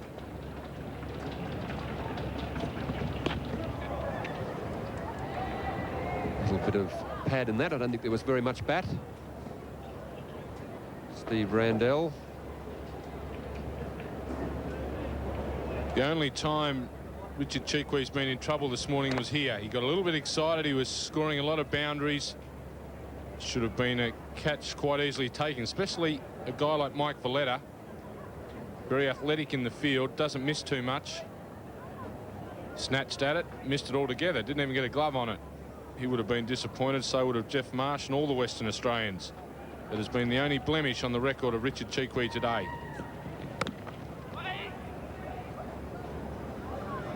Brendan Julian keeping it reasonably tight. He's back in the Western Australian side this week. 12th man in Adelaide last weekend. His fortunes have suffered a little since his tour of England last year as a member of the Australian team. Just been suffering a bit of a form lapse and perhaps a crisis of confidence. He's back in the side, a very naturally talented player. Useful all-rounder. Keeping it tight on this occasion. 4 runs from the over, 1 for 107. Place the bowling of Jamie Stewart. He's always looking to hit the ball as hard as he can. Doesn't muck around with too many defensive shots. That's always the second line of defence. Doesn't mind hitting the ball in the air. Tries to go over the field whenever the opportunity presents itself. And then slashes through. That ball is kept low, it's skidded. It's another indication of the form Richard Cheekwee's in. He followed it, he bent his back knee. Got the timing right, got the placement right. He can't do a thing wrong. Watch this skid. It's got lower and lower with it. Tim Zura went down with it as well. Placement perfect. How good a nick can you be in? Confidence must be skyrocketing.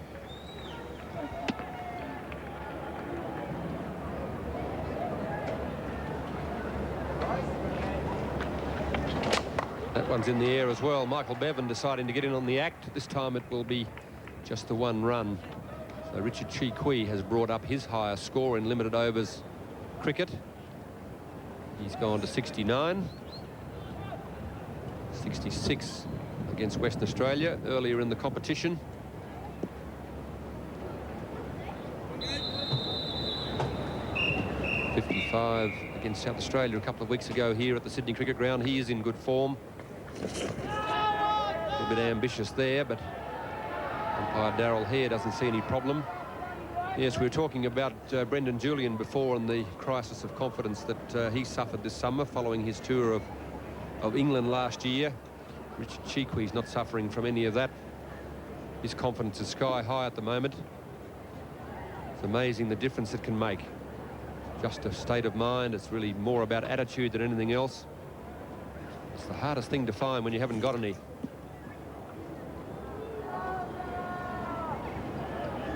I think a mistake a lot of players make when they are a little down on confidence. They look for outside factors to blame and pick up little things that may be wrong outside of their control. We'll come to that, back to that in just a moment. 1 for 112. Cheekwee 69 from 85. Bevan 35 from 57. 26 overs, 1 for 112. Been a pretty good start here for New South Wales. Phil Emery, the New South Wales captain, won the toss and elected to bat. Did a couple of little scudding showers go across the ground, but the sky is clear again. Brendan Julian continues from the the Randwick end. We talked last over of his about confidence and his confidence, the problems he's run into. It's a lovely balanced run up. He perhaps gets into a little bit of trouble in the delivery stride when the back arm lets it extend out the back, but that's his natural way of bowling. A little bit different from modern bowling intentions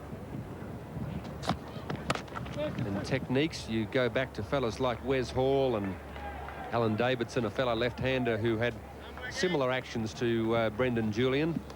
But Julian suffering from confidence loss more than anything else. I think he has perhaps been looking, as Simon mentioned. You just watch his back arm there. He extends it a long way behind him. If you don't control that arm, you can have a lot of trouble with the direction that the ball is going to go. And when he's bowling with confidence, I don't think he has any trouble at all controlling that arm. But when you lose confidence, you start to look for the little technical things. You perhaps start to get a little bit too complicated when really all you need to do is go back to the basics, go back to the things that you've always done,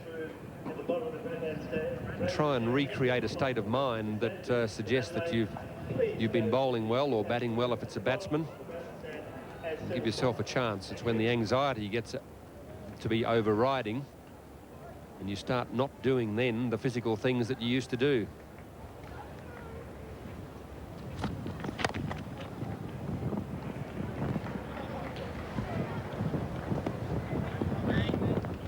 The ultimate importance is to make sure that you do go back to basics. A lot of people look outside. The pressure's outside.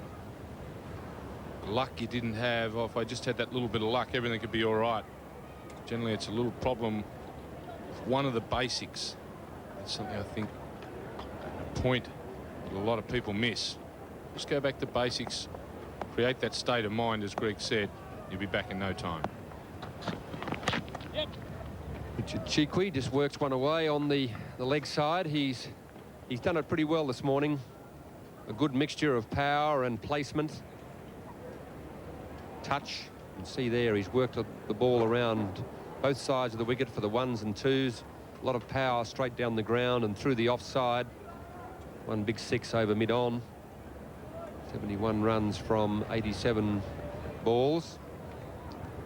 37 scoring shots. 3 fours and 1 6. A strike rate of 81.6. It's a pretty good effort.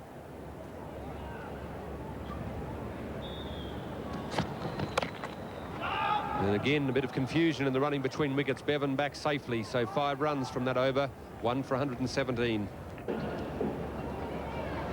Michael Bevan in picture there. He's 38 not out. 71 Richard Cheekwee. He's on strike. Jamie Stewart the bowler. Cheekwee again looking to come down the ground. A little bit of interference there. Not intentional. Jamie Stewart just trying to get across to the onside. Ran into Michael Bevan. Good shepherd. Stay there, stay there. Yes, we'll get one. Exactly how it happened. Jamie Stewart tried to prevent, couldn't. Batsman well within his rights to be able to do that. He's got to get up the other end and stay in his line. Good work. Bevan just working the ball into the open spaces. That's good batting and good running between wickets.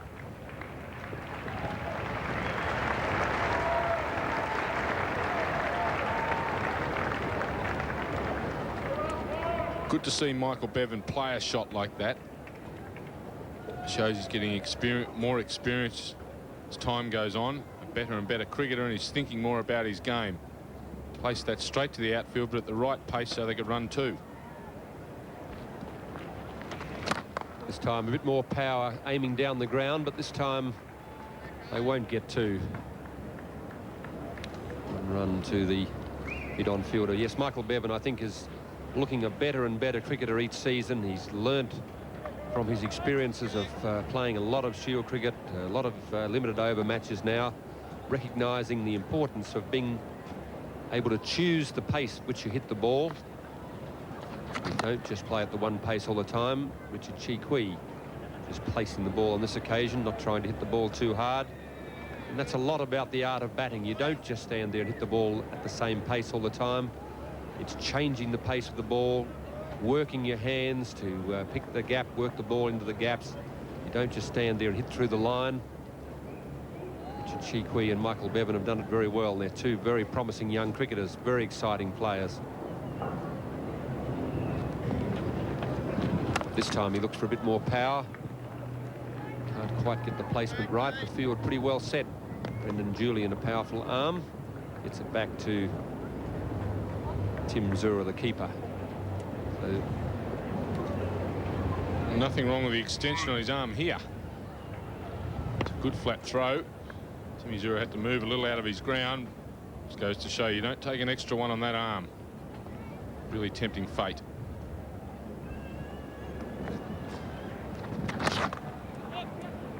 Well fielded. It's a good over, though, for New South Wales. They worked the gaps pretty well for 6 runs from that over, 1 for 123. Wales and elected to bat here at the Sydney Cricket Ground. This Mercantile Mutual Cup final, 1 for 123. A bit cool in the crowd. They're well rugged up. Not really a summer's day. Just getting a little bit late in the season. A few little showers have come across the ground. And some good batting, some good fielding. And some pretty good bowling from the Western Australians, but they just haven't been able to break through. Wide world of sports, we're full of surprises here, and the big surprise this afternoon. Races 6 and 7 from Rose Hill. Flemington Super Saturday down at Flemington, 2, 4, 5, 6, 7 and 8. Those races we'll be bringing to you live this afternoon. Australian Stakes size produce, Australia Cup I should say, part of that coverage. Everyone here in the commentary box is very excited about it. All keen horse followers.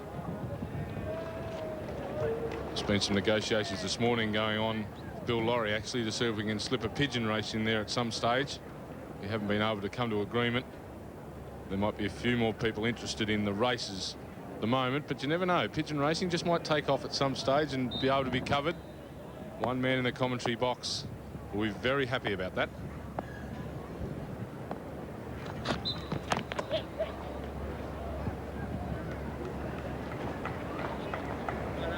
There'll be plenty of people around Australia who'll be interested in the horses and the horse racing.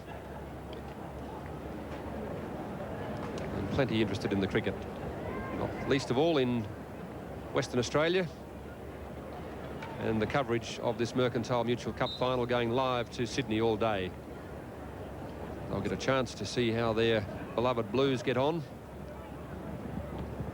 Holders of the title, as well as the Sheffield Shield holders. They'll be looking to do the double again. Michael Bevan playing very intelligently here.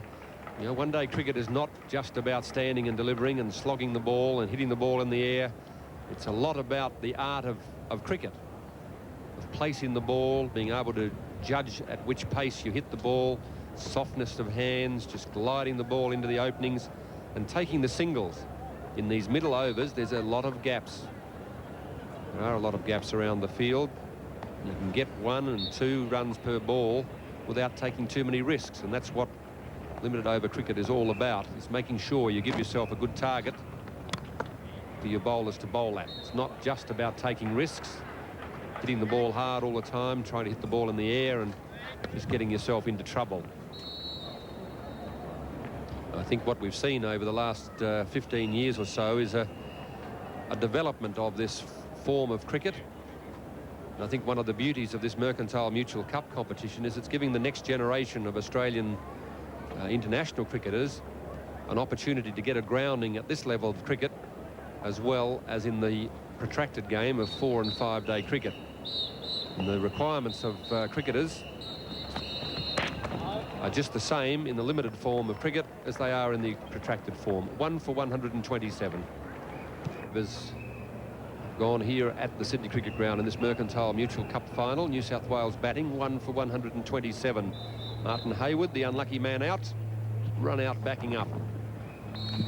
Chee goes in the air again. It might be once too often, or has he picked the gap again? He's been dropped. Never are they easy in the outfield, but big Tom Moody really should have made a A very simple catch of that. He'd done the hard part. He made the ground to the ball, and he knows more than anybody else that he's messed it up. This will hurt Western Australia. Have a look at it. Tom hardly got a mitt on it. Similar to the Valletta catch, was a bit unbalanced when he got there. Eyes were moving. Came down on him very quick, couldn't hold it. This time he goes a bit flatter and a bit wider. You don't worry about the fieldsman out there. One bounce, 4. Insult to injury there for Jamie Stewart. Should have had him out the ball before. Richard Chee just changes his line a little bit this time. First you don't succeed, try again. That went like a bullet. He's mishit 2, been dropped twice basically. He smashed the rest.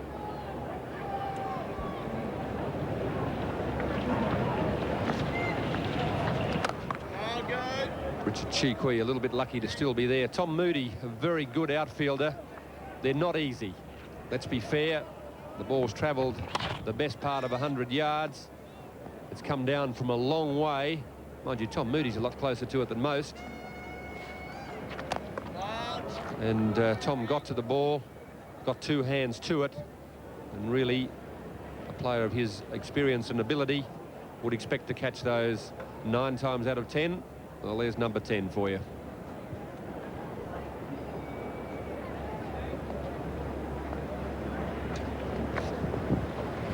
A flatter delivery. Chee goes square this time and finds the gap. Well, Jamie Stewart will be feeling a little bit sorry for himself here. He can't afford to dwell on that for too long. He's got to keep the pressure on the batsman. The ball up on a length and a line, which makes it hard for them to get him away square of the wicket. He really should be forcing them to hit down the ground. It's where he's got most of the field set. He'll be just trying to recompose himself.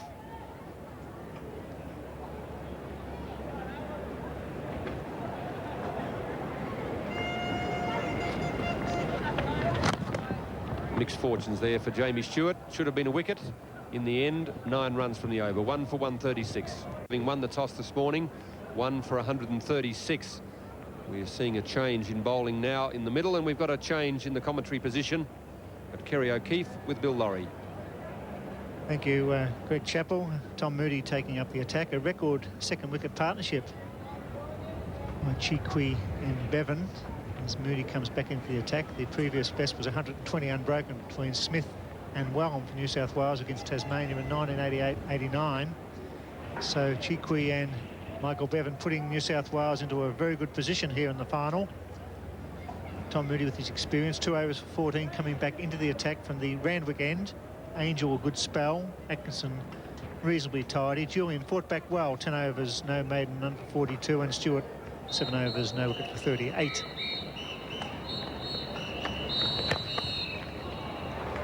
And good afternoon, Kerry O'Keefe. They're looking at a good total. They are indeed, Bill.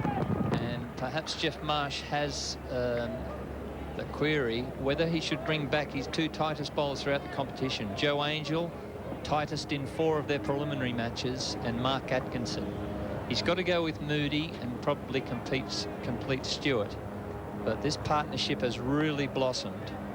I just wonder whether he needs a wicket with his strike men. This is a good question. I think he needs more than 1 wicket. It's not only been an intelligent partnership, it's been such a hard-hitting partnership. You see the throws now are starting to get wild. That was Brendan Julian with a good arm, and Zura's had a pretty rugged time of it the last 20 minutes. Throws have been wide of the stumps, and you feel the pressure mounting for Western Australia. They know it's going to be a 230-plus total to chase, and they really need to defend hard in the final 20 overs. Wickets are needed, and Marsh is experienced, and they're a top side, Western Australia. They won't give up without a big fight, but certainly New South Wales on top at the moment.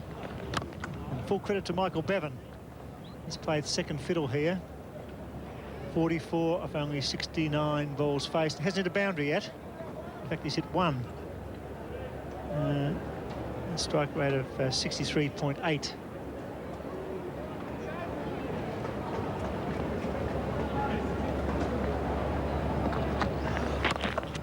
Evan just works it nicely for a single. left and right-handed combination, I think, also causing a problem for the bowlers. They must get their line right, and their length must be spot on as well. So a challenge here for Moody. His bowling partners as Bevan and Chikwi. Different styles, but both fine batsmen take control.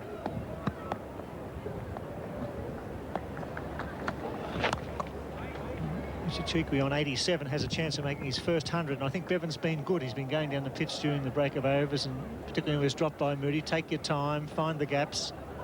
Michael Bevan having a very good year, much sounder year for New South Wales in all types of cricket.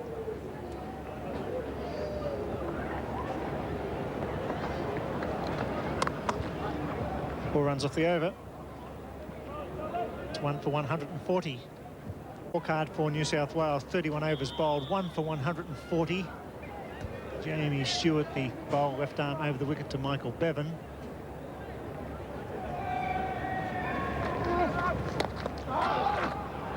Stewart doing a pretty good job, not turning the ball a lot. He's not a great spinner of the ball. Should have had the wicket of Richard Chikwi in the previous over. Got a job to do here to bowl out for around about 45 if he can. This is his 8th over, no wicket for 38.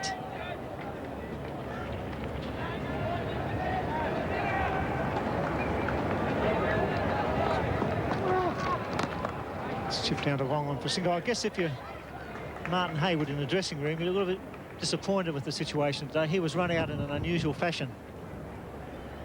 Western Australia hasn't hit the stumps too much with their fielding. Here, in deflecting a straight drive from Chikwi, Hayward stranded 3 yards down the pitch. Only time really there's been a clean hit today. It's been a nervous display by WA. They've dropped 2 catches. They've fumbled in the outfield. They've fumbled in the infield. They've had a chance to run out Bevan 2 or 3 times and missed the stumps. Unusual when you've got so many experienced players in a match such as this. And around the wicket now to Richard Chikwi on 87. Stewart, left arm orthodox spin. Oh, and he gets a thick edge. He's looking hit it square. It goes down past the vacant slip cordon. They're happy with 2. As you go back to the first ball of the match, Brendan Julian misfielded in the gully. And that's set the pattern for Western Australia. They've been a little bit sloppy. That's been because Chikwi and company have applied a lot of pressure. Stewart bowled Chikwi in the preliminary match here. Both of them at the academy for 6 months a couple of years ago together. They've faced each other a number of times at nets. Full pitch, and he gets it away to deep cover, so he moves to 90. Richard Chikwi. It's been a great knock in a final, and I guess the test selectors will be having a good hard look at this young man at this type of cricket. Prepared to go over the top in the first 15 overs. It's his highest score. And it's been a very good start to this final for New South Wales.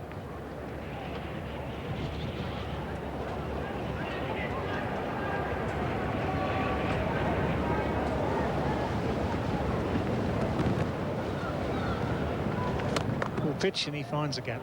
Hitting the ball beautifully, Michael Bevan. He moves to 47. And you just see the shoulders there just drooping a bit, the Western Australians. They've very experienced side. They've won 18 finals out of 14 times in a final series, so they've got a great record. New South Wales have won 4 out of 8. So they don't lack experience at this level.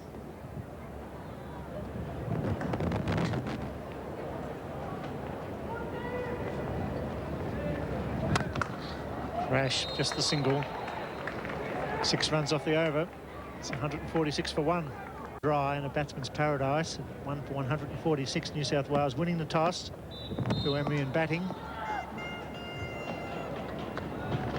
Moody driven past short mid-wicket for single. Bevan looking for the second, but it's not on.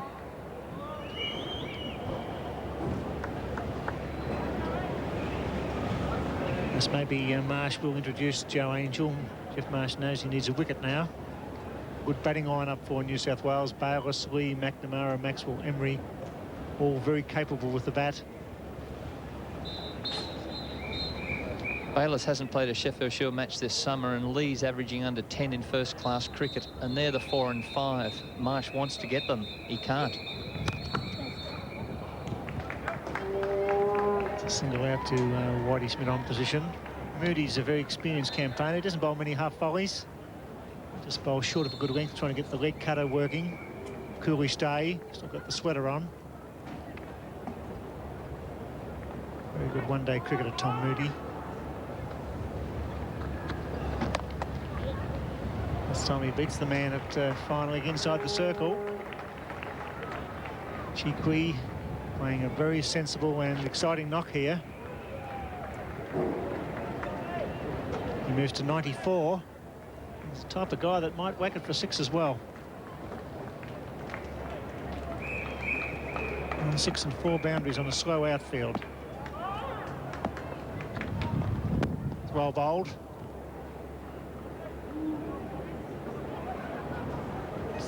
For a fellow that plays so outrageously, prepared to go from the first ball of every innings, Richard Chikui's been tremendously consistent during this Mercantile Mutual Cup. This is his 4th half-century, 6 runs short of his first 100. That could go for 4. There's a man inside the circle at fine leg, so he moves to 98. The perfect leg glance just helped it on its way. Moody straying onto leg stump.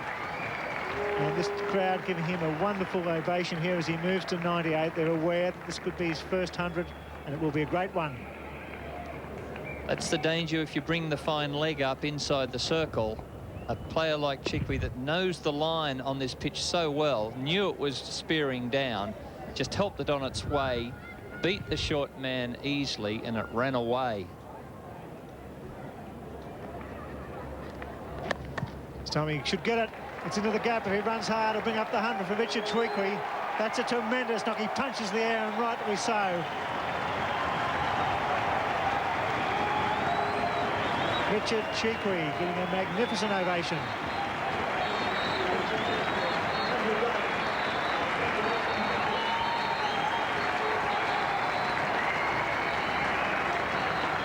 It's the over bowl. It's 1 for 156 at the Sydney Cricket Ground.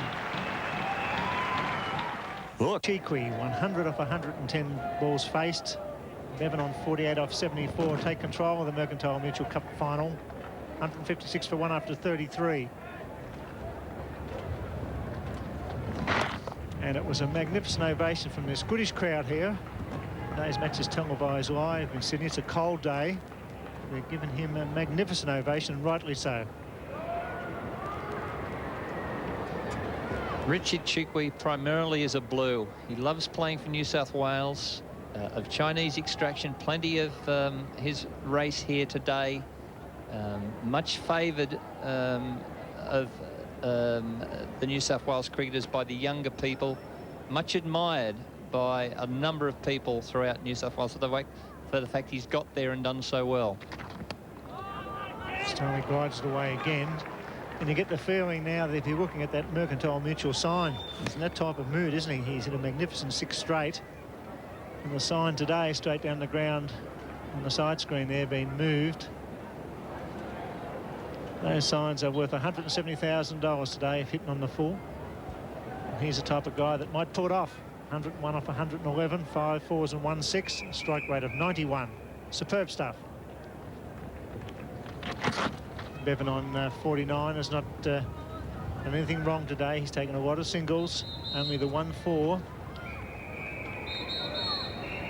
He really has played a very intelligent, mature knock. He played one last year in the final against Victoria to get New South Wales home, repeating it today.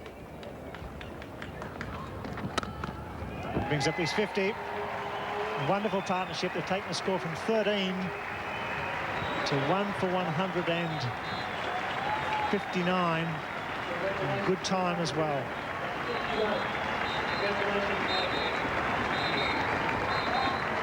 It's not usual he plays second fiddle, has done today. You get the feeling, though, that he's about to erupt. Chikwi needs to go on. Stewart bowling his 9th over. He smashes it down the ground, just the single. Julian at long off, or long on, does the cleaning up there. It's exciting cricket and very intelligent batting. They've shared the strike nicely, haven't dominated. 77 balls faced for Bevan, 112 for Chikwi. Not a lot of boundaries. 6 4s, and 1-6. Doesn't beat mid-wicket. It's over bowled 160 for 1. 160 New South Wales with Bayliss, Lee, McNamara, Maxwell, Emery to come, and then the all-rounders Robertson, Alley and Holsworth. Moody to Chikui is scoring at will now and finding the gaps. The pressure on Jeff Marsh. Will he bring back a main striker? West Australian skipper needs a wicket.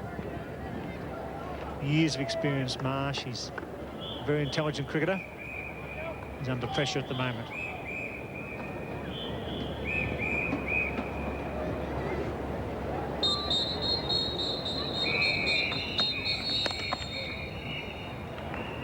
Just the single there to square leg. Julian, the fieldsman. Richard Chikui. Put him down in your little red book for higher runners at this type of cricket. He's had a fantastic summer for New South Wales in the Mercantile Mutual Cup.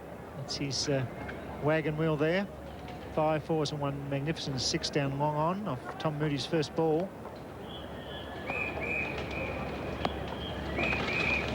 He smashed it over mid-wicket. The man's giving chase. Valletta. If there is a problem with his batting, he's probably slow between the wickets. And as you can see, he loves to hit straight. That's where he hits his hurtful shots, down the ground. Doesn't worry too much about his feet. Gets his head into good position. He's very strong. And definitely a player of the future. Tom Moody will try and keep it that middle leg, not giving too much width. He certainly appears stronger on the offside than the on. He likes to stand and deliver on the offside. Got a very good partner in Michael Bevan. That's hit hard into the pitch, no run. Michael Bevan on 51. Only the 1-4 with 46 scoring shots. So a lot of singles we can see on both sides of the wicket there. A very intelligent knock. A unique wagon wheel for Michael Bevan.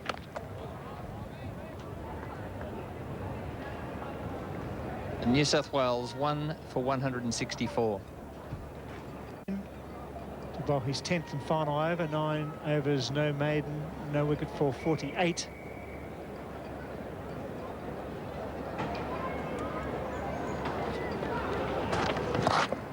Nicely played.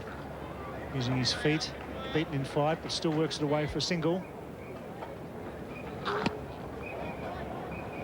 And Stuart Stella right here. It's the left-arm orthodox's worst nightmare to come to Sydney and have Michael Bevan in the sort of form he's in. And there's a typical stroke. Working the ball with a quick flick of the wrist off the middle and off stump. Only the class players can do that. I get the feeling that it's $170,000 time for Richard Chikui, trying to hit him straight down the ground and go for the big money here. $170,000 today, the major prize for the players. Hit the signs straight down the ground with the big hit. Long off or long on. And $17,000 also for the viewers at home. And he goes for it. But he goes wide to Moody, just the single. And for viewers at home, Mercantile Mutual Cup hit the sign competition, a very popular competition. Phone number 0055 60228. Pick this team you think will next hit the sign. Well, it hasn't been hit yet, but it's going to be either New South Wales or Western Australia this summer. Current jackpot value is $17,000. Get on the phone quickly. You have to fancy New South Wales in this frame of mind. It's nicely played off the back foot. Just a single down to Brendan Julian. Pretty good over this from Stewart. He's not frightened to keep the ball up. Not turning the ball, but just getting drifting occasionally.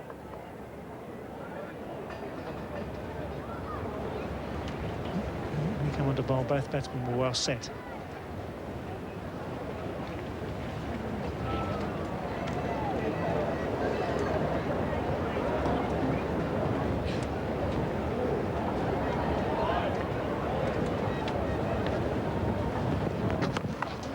It's in the air. It's going to fall safe. It's Richard Chikwi's day here at the Sydney Cricket Ground. Jamie Stewart cannot believe his luck. And Stewart's going to concede over 50 in his 10, but he really should have had better luck. Valletta dropped Chikwi at point. Moody dropped him at long on, and again a top edge sweep has gone unattended. So no luck for Jamie Guru Stewart. His final delivery. He's none 52 off 9.5 overs. So he bowls his 10th over out. No wicket for 53 for Stewart. It's 1 for 169. 169, the batsman out, Martin Hayward. He was run out for 4. It was 1 for 13. It was a big straight drive from Richard Chikwi, the left pinky finger of Mark Atkinson, and Martin Hayward 3 yards down the pitch. Knew his fate the moment he saw the ball strike the stumps. And that's been the only joy for Western Australia this morning. A nervous exhibition from them in the field. But they've brought back Big Joe Angel to try and eke out a couple of wickets. Strikes him on the pad. They're through for a leg bye. In fact, he put some bat on that, so that's why Bevan survives. It was outside the line of the leg stump. At the bowling card, Angel 5.1 overs, no wicket for 13. He's been the best of them so far. Atkinson 6 overs, no wicket for 26. Julian recovered well, none for 42 off 10. Moody being quite expensive. Hit first ball for 6 by Chikwi. Hasn't really recovered, 5 for 32. And Stewart 10 overs, unluckily no wicket for 53.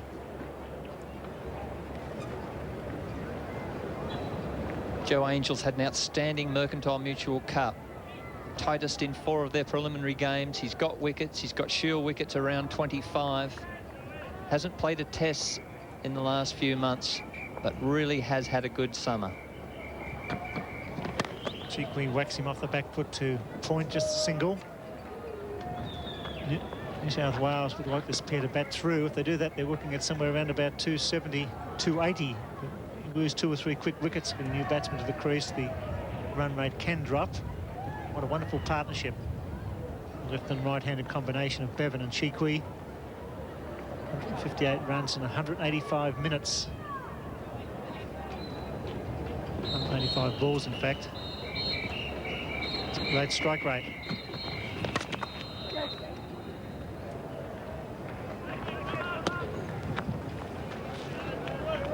Chikwi slow between the wickets. He's getting a little bit tired. He's a big lad. Beautiful striker of the ball. That's their run rate after 36.2 overs, 4.7. That's a great launching pad for a very big total. Dangerous method. 4 balls outside the off stump. He wants to play slap off the back foot over cover. Anything middle and leg, he'll cow shot over mid-wicket. Well bowled, but he still works him away. You saw him moving away. He pushed the ball into leg stump. He still found room to get it down to third man. Chikwi on fire. Just a touch of arrogance about that shot. A good piece of bowling by Angel. Saw him give himself room, wanted to go over cover, and denied him that. And in the end, Chikwi could only work it down to third man for 1. Really seeing the ball early. So he just waited for it, opened up the face of the bat. Bevan clips it away with the roll of the wrist down to long on for single.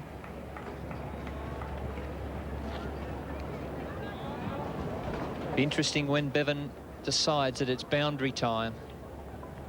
Hit just the 1 in his innings, I think, so far, and not really picking the bat up with great venom, looking to work cute angles, square of the wicket and down the ground. He can clear the fence. He has 13 overs to do so. He's still there in the 50th. The Blues will be probably unbeatable. They need to score well. Western Australia has a very good batting lineup with Moody, Marsh, Langer, Martin, Valletta, Hogg, and then the all-rounder Julian, Zurich and bat. So they've got plenty of depth, but they'll be chasing a pretty big total. Be moving all over the place. Well bowled by Angel. 5 off the over, 174 for 1. Here at the Sydney Cricket Ground, but not for Western Australia at the moment, 1 for 174 after 37. New South Wales. It's been a superb batting exhibition. Cannot take anything away from Chikwi or Bevan. They've controlled this innings with intelligent hitting, good placement, as Mark Atkinson comes back into the attack from the members of Paddington end. And Western Australia definitely need wickets now. They will not contain these batsmen right through the 50 overs. They need to get 2 or 3 quick ones and stop the flow of runs.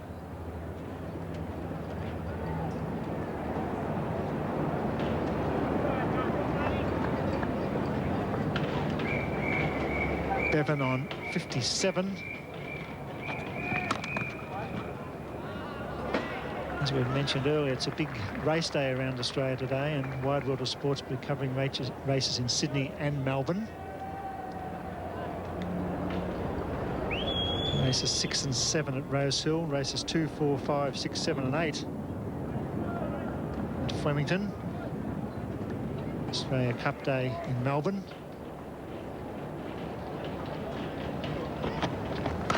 It's well bowled. Found the yard there, Atkinson. Cramped up, Bevan. Mark Atkinson moves the ball away from the right-hander into the left-hander, and this is a good delivery, cramping Bevan. Marsh has been forced to play 2 of his trumps a little earlier than he wanted to. Would have loved to have kept Atkinson and Angel for the last few overs. However, got to introduce them. This partnership is looking too ominous in terms of winning the game.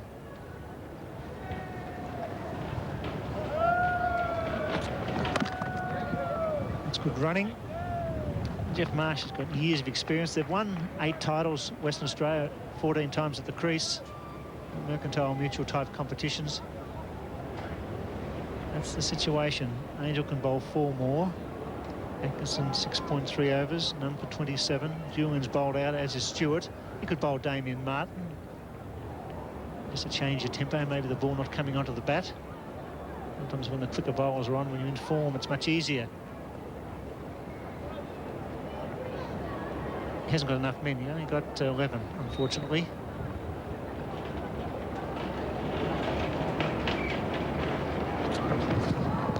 Swing and a miss. It's the first time I think Chikwi's missed. Clever bit of bowling here, a little bit quicker, and hit the seam just left him, and because he gave himself so much room. Very impressive, Mark Atkinson. I think he must have had some injury problems, hasn't played a lot this summer, but has a capacity to leave the bat. Good to see Michael Bevan walking down the pitch to Richard Chikwi and saying, hang on, there's a long way to go. It's only 38 over stage. Don't throw your hand away. It's a magnificent 100. And Michael Bevan has matured greatly this summer in both the Sheffield Shield competition and the Mercantile Mutual Cup. Certainly, it won't be that long before he's wearing the green and gold at this type of cricket.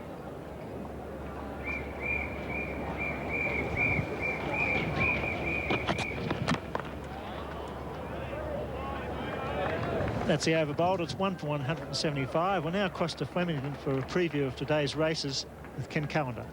And it's good afternoon to Greg Chappell and his partner from Western Australia, who's not laughing at the moment. Thank you, Bill.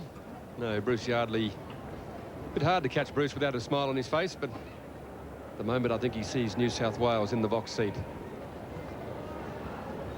Yes, and they really set up this partnership by attacking Julian as soon as he came on, and the same with Tom Moody.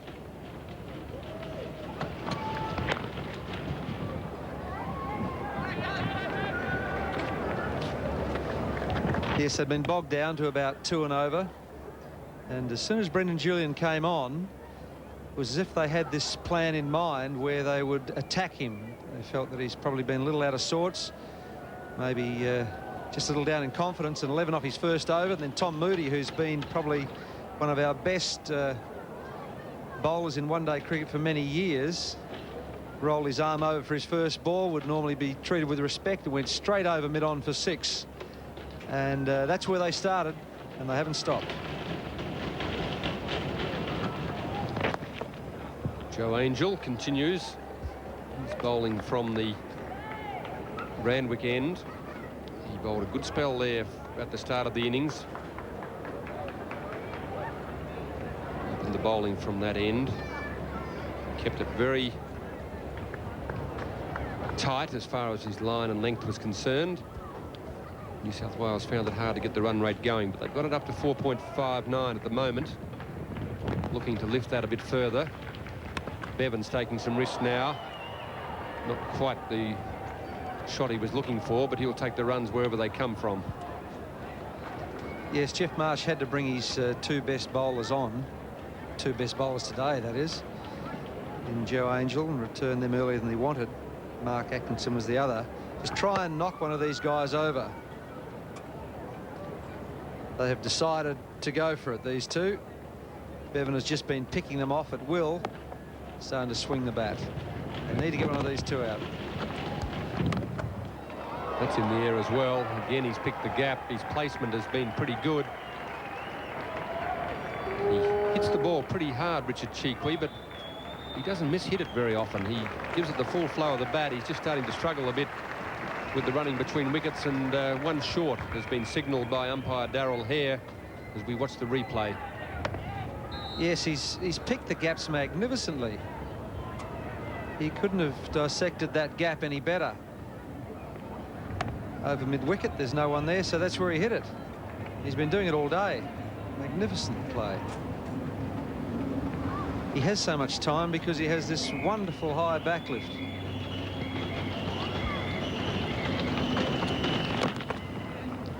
That makes 6 runs from the over. New South Wales motoring along pretty well. 1 for 181. 9 overs gone at the Sydney Cricket Ground. 1 for 181. The foundation has been laid here by Cheekwee and Bevan for a formidable total. It's a big ground. A total of around 240 to 250 is going to be pretty difficult for the Western Australians to chase. Yes, with 12 overs to go, you'd have to look at least another, well, 12 overs at 6 and overs, another 72. Takes them up to 250 odd. If they don't get one of these blokes out, it could be 8, 9 and over. But the reason that Atkinson and Angel were brought back in was on to bowl was to try and break this up. Now the batsmen have been sitting in the change room. They'll be a bit cold. Cheekwee gives it a full flow again. It's past the infield, but can't beat Mike Valletta on the boundary. The one thing about this New South Wales innings is that they've batted pretty well. The Western Australians came out all fired up this morning, and they were really pumped up to put in a good performance. They started off bowling well. The fielding was excellent. They've only made a couple of mistakes, and both have been missing catches from Richard Cheekwee. But it's been very good batting by the New South Welshmen. Very selective hitting, good placement, and apart from a couple of little misunderstandings, some very good running between wickets. It's the Calgary. See a fairly slow start. There was that unfortunate run out for them in the 5th over, 6th over, and then that big one, 11 runs off Brendan Julian's first over. And this is very good bowling from Mark Atkinson. He knows that they're trying to hit him out of the ground, and the best thing he can do is bowl full. Right up in the block hole, even if he bowls a full toss, it's much harder to hit than a ball that's just short of a length, allowing the batsman to get underneath it and hoik it over the infield. So he's done a good job, Mark Atkinson.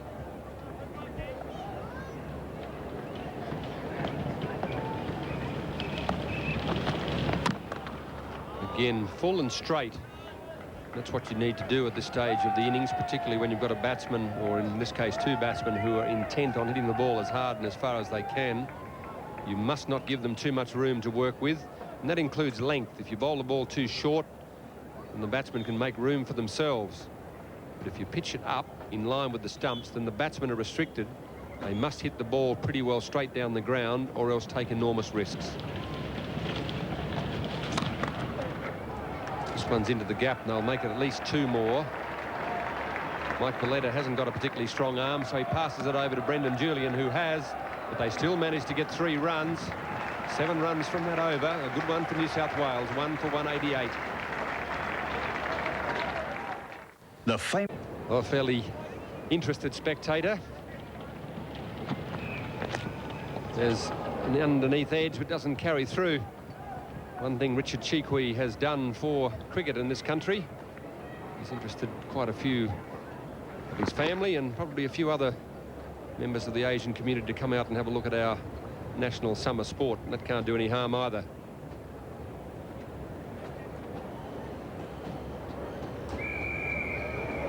Yes, I remember when Richard Chikwi went to the academy in Adelaide for the first time. Rodney Marsh said, "There's a kid here that's brilliant. His name's Chikwi." And I said, "I beg your pardon?" He said, "Yeah, he can bat. You just wait. Give him a couple of seasons and he'll be on his way." So I don't know what happened there with Joe Angel.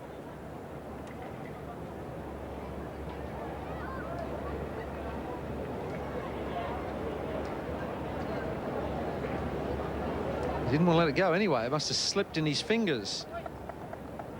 And he grabbed it again before he lost it.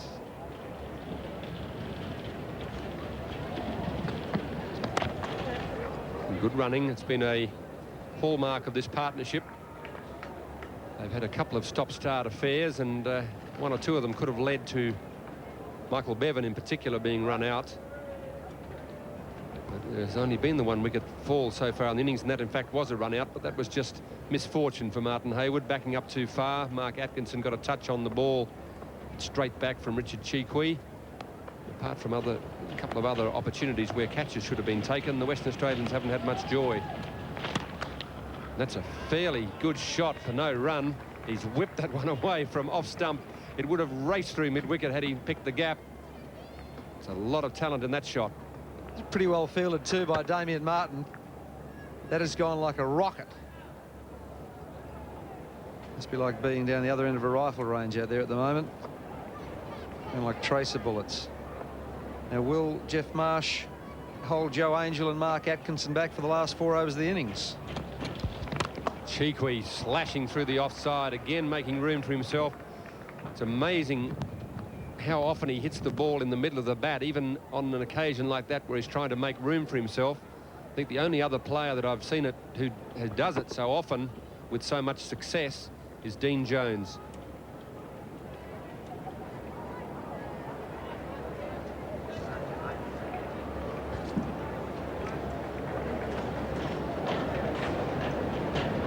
.115 from 133 balls. And Bevan at the other end has been quite happy to give him as much of the strike as he can. It's been very intelligent cricket from these 2 exciting young New South Welshmen.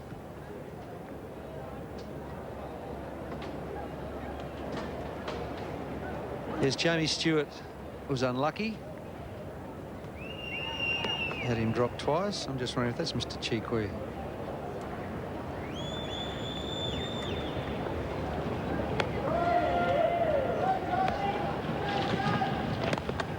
In the air, but also picking the gap. Just the 1 run. 4 runs from the over, 1 for 192. 92, Bevan 68. 116 not out, Richard Chikwi. And what an innings that's been. And he has been the main stay for the New South Wales lineup on this occasion. He really has helped set the foundation. Tom Moody comes back into the attack. He might be scared to let the first one go. Chikwi treated him rather harshly in his opening spell.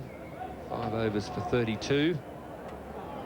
He also missed an opportunity to catch Chikwi in the outfield. So it hasn't been Tom's day. It hasn't really been Western Australia's day, apart from the flick on from Atkinson, which brought about the run out of Hayward. Everything else has gone New South Wales' way. That is another magnificent blow into the outfield. Tom Moody won't know what to do next, but what we've got coming next is race 2 from Flemington. Our caller down there is Ken Callender. Thank you very much, Greg. Well, I don't know if we're going to be as exciting as Richard Chikwi, but I think we might be later in the afternoon when we see Mahogany clash with his stablemate Durbridge in the Australian Cup. Coming up now is the Francis Tressady Stakes, and here are the latest tote prices. Number 1, Terrare, who's well in commission in the ring, is coming now to almost 5 to 1. She's a little bit shorter with bookmakers. 5 to 1 Not Related, 7 to 1 Lovey, 9 Time of My Life, 25 Lady Preakness, 11 to 1 Imelda, 7 Cerise and Black, 15 Crazy Nur, 50 to 1 True Rapid, 30 Big Jamaica, 20 Delgara, Mbala, very, very well in commission in the betting ring. She's at 9 to 2 on the tote. Bookies have got her at a similar price. Sagacious Lass at 50 to 1, Washington Babe at 30 to 1, and Queen Eagle at 100 to 1. Really put the foot on the accelerator here. The Sydney Cricket Ground, Chiquise raced along to 126. Michael Bevan picking up the pace also, 76 from 102 balls, 1 for 210. And it really has been a wonderful feat of batting by Chiqui and Bevan, two of the most exciting young players outside of the Test team. And they really have underlined that with some great talent. And a great display of batting, intelligent batting, good powerful hitting, great placement and some good running between wickets. And they have put New South Wales into a position now where they're going to set Western Australia quite a formidable task, nearly up to 5 runs and over. So they should have a total in excess of 250, and on this Sydney Cricket Ground, which is a little bit heavy from overnight rain, that will be a huge ask.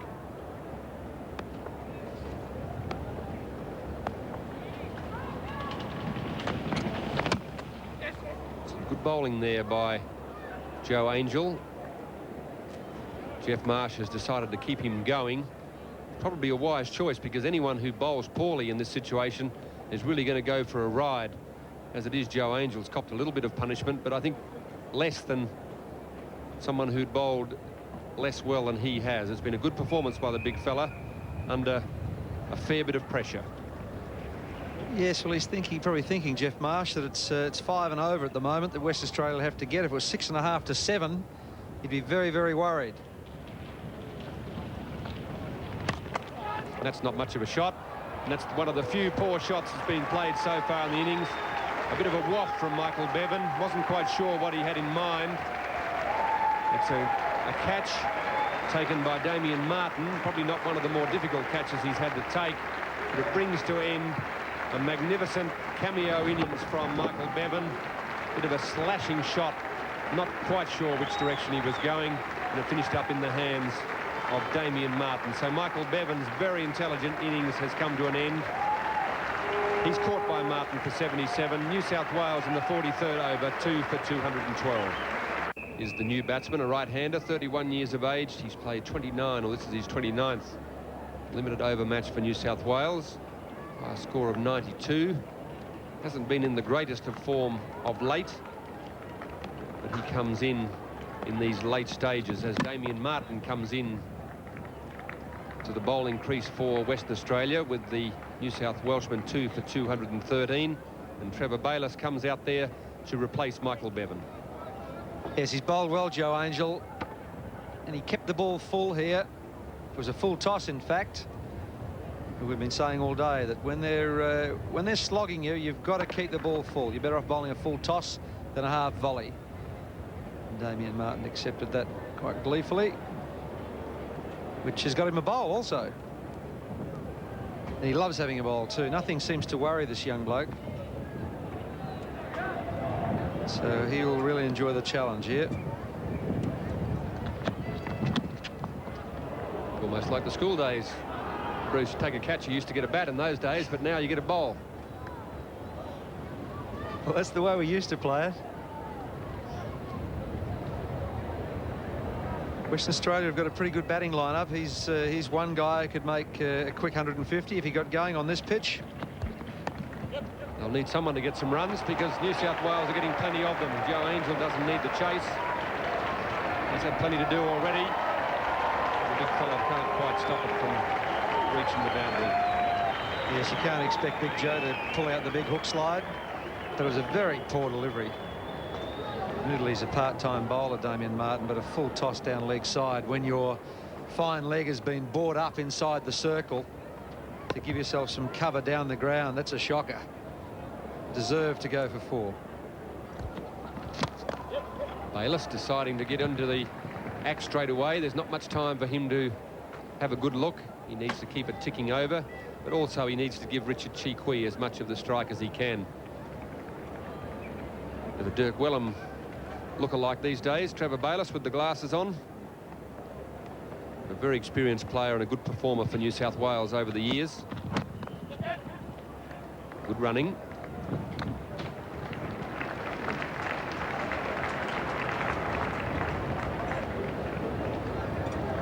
Yeah, Jeff Marsh has had his problems today with his bowlers because a few have let him down.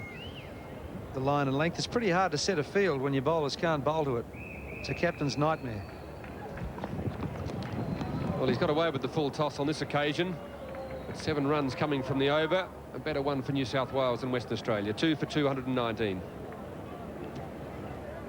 129 against his name. Joe Angel continuing.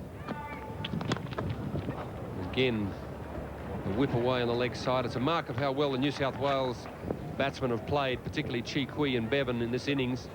There has yet to be a maiden over bowled in the 44 that have been completed. This is the 45th over of the innings. And the Western Australians haven't been able to tire the New South Welshmen down at any stage. And there we have the results of Flemington Race 2, Victorian Dividends. It's an outside edge. Trevor Bayliss, the new batsman, gets it away. Jamie Stewart has some problems.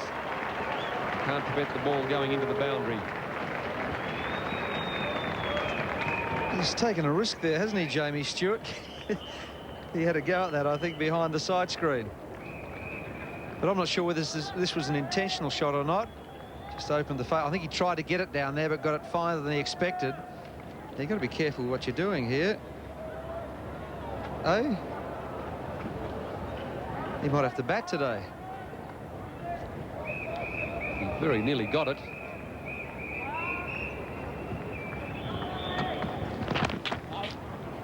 Joe Angel has been the pick of the Western Australian bowlers. He's bowled the most consistent line and length and has made batting a little more difficult.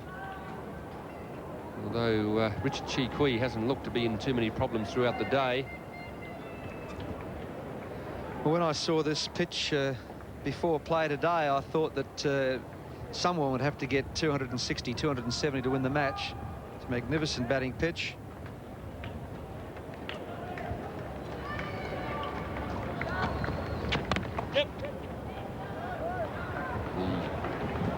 South Wales batsmen have kept their score ticking over pretty well. Joe Angel helped keep them tied down early on, and you can see there the graph that gives you the runs per over. There have been a couple of big ones, not least of all the 42nd over there. It's very punishing. The 43rd over brought the second wicket to fall in the innings. Most of those lower marks on the graph have been when Joe Angel has been bowling. Chee is probably starting to feel a little bit tired. He's been out there since the start of the innings. He's done a lot of running, a lot of hitting. That last shot just showed signs of a little bit of tiredness.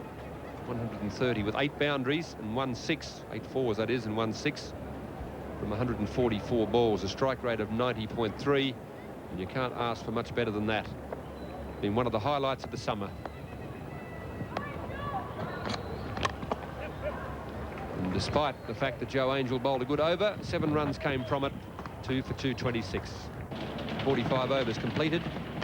And so is the innings of Richard Chee. And what a magnificent innings it's been. Damien Martin is pretty pleased with his work. But Richard Chee has played one of the better innings of the summer, and certainly one of the best innings in the Mercantile Mutual Cup for this year. He's out bowled by Damien Martin. A magnificent innings of 131. He went down fighting, as he has been doing all day. It really has been a magnificent innings here by Richard Chee, one of the bright lights, the young cricketers coming up in Australian cricket, and he gets a standing ovation, and he fully deserves it. Out for 131, New South Wales 3 for 226.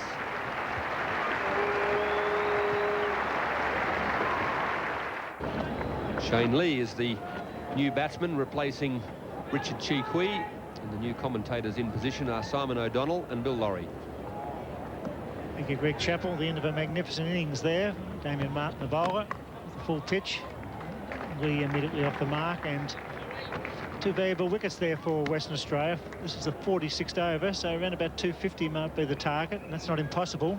But Bayliss, Lee, McNamara and Maxwell can all bat, but there's the end of Richard Chikwi, the Yorker, going in about middle leg. Damien Martin, the bowler, but a superb knock. Now it's up to Bayliss and Lee in these final overs, Simon, to give it plenty of stick. The door's wide open for them, Bill. They have to make the right decisions at the right time. Chikwi backing away there, playing to his strength. He's played very well on the offside today, trying to hit that ball there. Very important thing that the New South Wales batsmen have got to do now. The door wide open, as I said. 3 for well over 200. 4 overs to go after this. Plenty of wickets in hand. They have to choose the right ball to score the boundary off. They just swing willy-nilly. Yes, they need some boundaries now. They've picked up a lot of singles here today. In fact, there's only been 11 fours and 1 6, which is not a lot on the Sydney cricket ground. The outfield has been slow, but with wickets in hand at 4.99 run rate, they want it over 5. They need 250 plus. They've got the batsmen to do it, but full points to Western Australia. They haven't given it up. They're fighting hard. It's a miss hit, and it goes for 4. It's all going New South Wales' way here at the Sydney cricket ground. It races away down to final length for 4 more. 7 runs off the over, 3 for 233. For overs for New South Wales, they are 3 for 233. Chikwi 131 off 146 balls. Hayward 4 off 14. Bevan 77 off 104. It's Bayliss and Lee now, as it's going to be Atkinson to come back into the attack from the Randwick end. Atkinson reasonably tidy, 8 for 34. There's 2 to bowl. And probably Damien Martin will bowl out at the members' end.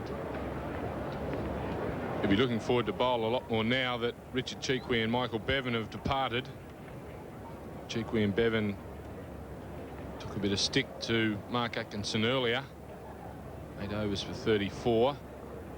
Not a bad effort. Good effort there today was Brendan Julian. None for 42 from his 10. He fought back very well after an untidy first over. Oh, it's brilliantly fielded. Good work by Atkinson. That's a brilliant piece of work. Coming back into the attack. Was hammered back by Lee. It was a good save, and he fired it into the stumps. Had all 3 to hit, but hit the middle. Good effort. Kept his balance. Knew what was going on. Thought the striker's end was the best one to go at. Bowled a bit of a leg cutter and hit right in the guts. Just misfielded there a fraction. He's got Lee onto the back foot. Shane Lee, a very good striker of the ball. He strikes out well, and well fielded to cover, but they're through for 1. Hog the fieldsman. So important in the last overs when batsmen get a bit of adrenaline running. They don't get overexcited and try and hit the ball too far, and keep your eye on the ball. That's so important that they keep their eye fixed right on that cherry. It's well bowled. Trying to get a fine Bayliss. He's done that once or twice, opened the face of a Bayliss. A lot of experience. Hasn't had a great summer with the bat. Just struggling for touch. So often in the last overs you try and hit the ball with so much power that lift your head, basically looking where you're going to hit it instead of watching what you've got to hit. You've got to hit the ball, keep those eyes fixed right on it. Well bowled. Lee quickly away, forced back by Damien Martin. These are good overs for Western Australia. The boundaries aren't coming. Reasonably tight. Forces Bayliss on the back foot there, and it was a foolish length. Couldn't find the gap. Martin with a chance. Doesn't find the timber.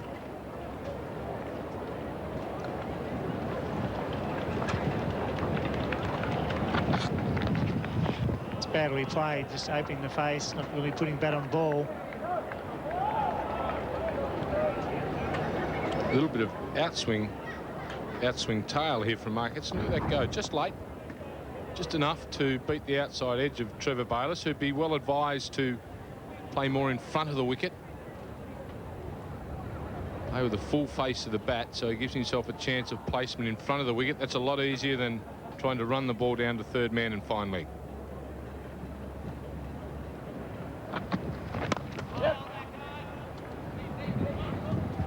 It's 2 runs off the over. That's a good one. 3 for 235. That's good bowling by Damien Martin. And New South Wales not losing their way, but not plundering the final overs. Very few boundaries. New batsmen Bayliss and Lee with a job to do here to finish off Western Australia in the final 3 overs. That's hit over cover. There's a man there coming around quickly. It's Valletta. Dives, knocks it down. They should come back for the extra run. They pick up 3. And just a reminder also that the Sheffield Shield competition is very, very tight this summer. New South Wales will host the final, but either Victoria, South Australia, Queensland, Tasmania or Western Australia could make the final, and all teams play next week, starting on the 17th. Swing and a miss by Lee. So not only the Mercantile Mutual Cup been a great success this year, but also the Sheffield Shield competition. Certainly has. And there's next week's game. South Australia and playing Tassie at the Adelaide Oval at home. Western Australia, Victoria at the WACA, New South Wales and Queensland at the SCG. Queensland have to win that against the hosts of the Shield final, New South Wales. It's good running. Damien Martin doing a good job just angling the ball in full at leg stump here, and the boundaries aren't coming for New South Wales. I think 250 would be a disappointing total after a 199-run partnership between Chikwi and Bevan. Would have looked at some more of it, I suppose. When you look at this type of cricket over the years, that does happen if there's such a partnership as Bevan and Chikwi formulated. Generally there's a lull somewhere. That's really hit well into the gap. Big Tom's after it, Tom Moody. And he's got a very strong arm. He'll test out Lee. Here comes the throw. Lee's scrambling back. Safely home. Good running. Was good running. Not often you take Tom Moody's arm on and win. Did that very well. The urgency's there. They want as many runs as they can possibly get. Good hustle. It's got him, so Damien Martin hits the timber twice. Every wicket valuable. It's a dot ball as well. And Lee is clean bowled by Damien Martin.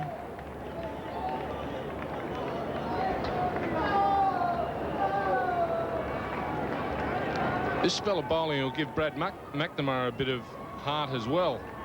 Damien Martin, a similar sort of action, low, getting them to tail in late. Shane Lee missed that by a fair way. The parts before, Brad McNamara will replace him. New South Wales 4 for 242. You can still only count on one company for a total hose and fitting service. NZ, at your place or ours. Call us anytime. 24 hours a day, 7 days a week. NZ, the right connection. How can you tell if it's a house or a new electricity substation?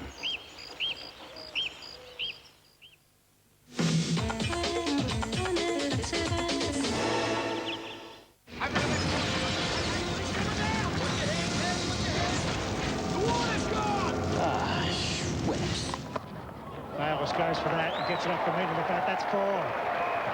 So the first ball of the 49th over whacked away.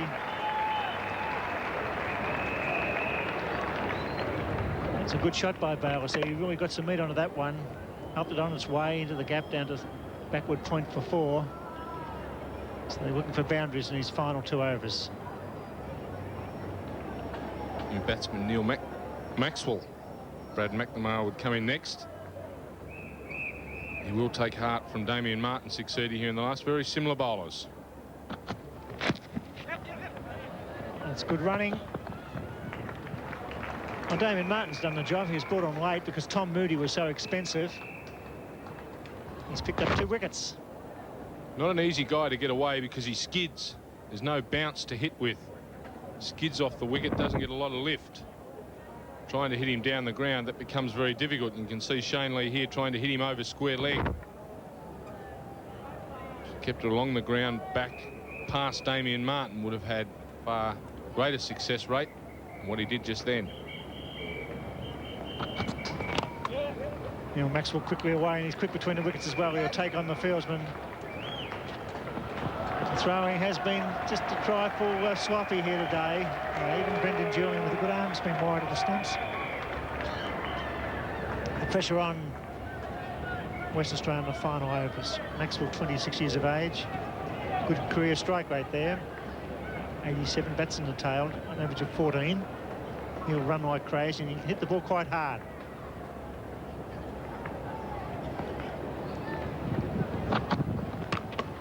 Straight back to Bo Atkinson, who's doing a pretty good job keeping the ball up, trying to get it to move away from the right-hander. The breeze coming straight down the ground from mid-on down to third man. He's going with the wind. About all you can do in this situation is keep it up and keep it straight. It's exactly what Mark Atkinson is trying to do at the moment. That's the way to do it. Sometimes it succeeds, sometimes it doesn't. Happy with a single. He's up to 250 for 4. It's a good performance in the final by New South Wales. Emery won the toss. It's been a very intelligent innings from the start. Cheekwee and Bevan playing magnificently, and now the tail, or the middle order that is, Bayliss has moved pretty quickly to 27. So it's 250 off 294 balls faced.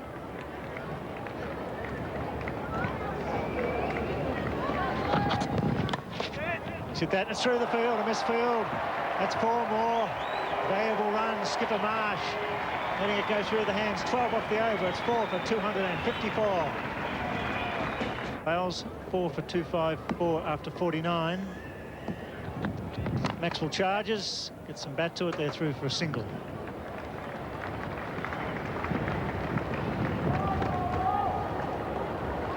Trevor Bayliss has done a good job here. 30 off 21 balls faced. It's not easy. He's put the bat on the ball. Hasn't had a great year with the bat, but finding touch in the final. And Damien Martin to bowl out. Damien Martin, his 4th over, has 2 for 21.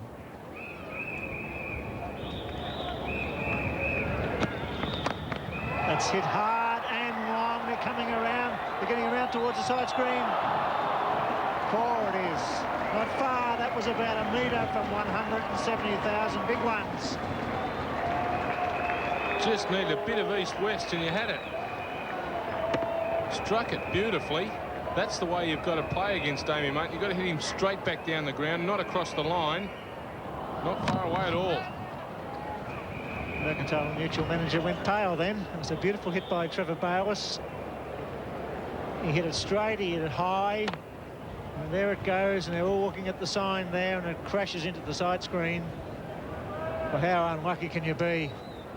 He'll tell that to his grandchildren in a few years' time, when I missed the Mercantile Mutual sign by 1.5 metres. It's gone over mid-wicket. This time it's in the air, it's safe. They're coming from everywhere.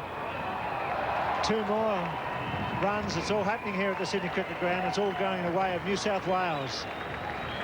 Is it what? If you said at the start of their innings, we give you 260 plus, will you take it? They would have said yes. They've achieved that target. Sensible batting, especially from Cheekwee and Bevans. Very good effort. Maxwell cops it back to Damien. He gives away a run. That's foolish cricket. That brings Bayliss on strike. Trevor Bayliss scampering through there as Damien Martin tried to run out at the bowler's end. The attitude should be save runs, not try and be too arty about it all. Missed it by a fair way. He's been playing on a different wicket. Final delivery. Bayliss clubs it down to mid-on. So that's the end for New South Wales. A superb batting exhibition. After 50 overs, they are 4 for 264. Bayliss. Some batting to do. New South Wales are armed with a couple of spin bowlers. Gavin Robinson. Trevor Bayliss will bowl a little bit of off-break as well. Western Australians will be disappointed with it. 265 they'll need for victory. Be a great victory if they can get there, but they've got a lot of work to do. We'll be back here at the SCG with Greg Chappell in just a moment. Sydney Cricket Ground this morning in this final of the Mercantile Mutual Cup. 4 for 264 they scored after Phil Emery won the toss and elected to bat first. Richard Chee played a magnificent innings of 131, and he, along with Michael Bevan, set up this target for New South Wales. It really was a magnificent piece of batting by two of the bright lights in Australian cricket outside of the Australian Test team. Richard Chee carried on the good work we saw from him here a couple of weeks ago, and Michael Bevan underscored again just how much he has matured during this summer. They got away to a poor start, an unfortunate start, I should say, when Martin Hayward was the first man out, run out, backing up. It's a very unfortunate way to get out in any cricket match. Martin Hayward very dejectedly makes his way back to the pavilion. From there, it was a magnificent partnership between Bevan and Chee until Bevan, slashing across the line from Joe Angel, presented quite an easy catch to Damien Martin to end his magnificent innings, a very intelligent innings of 77, a great support to Richard Chee Chee's innings in the end, as it had flourished so much through aggressive batting, finally came to an end. Damien Martin, the successful bowler, Chee out for 131. And what a magnificent innings it was. He struck the ball beautifully at all times. Shane Lee really didn't have much chance, didn't have time to get his eye in. He was out also, bowled by Martin for 4. So there is the total, 50 overs bowled, of course, 4 for 264. Trevor Bayliss finished 36 not out. A very good innings from him. He used all his experience, and Neil Maxwell came in for 6 balls at the end. So all in all, it was a very good performance by the New South Welshmen. The Western Australians struggled with the ball. Joe Angel was the exception, although even he went for 40 runs in the end.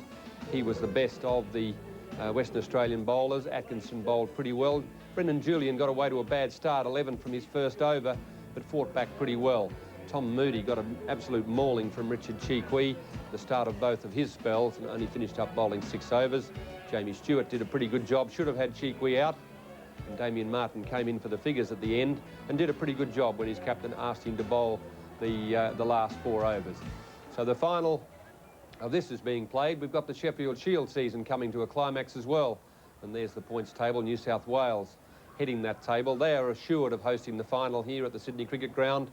Anyone else can be the co-participant in that final. South Australia are second on the table, but all of the games being played this weekend could make a big difference as to who will join New South Wales in the final. South Australia v Tasmania in Adelaide, Western Australia v Victoria at the Wacker, and New South Wales hosting Queensland at the Sydney Cricket Ground.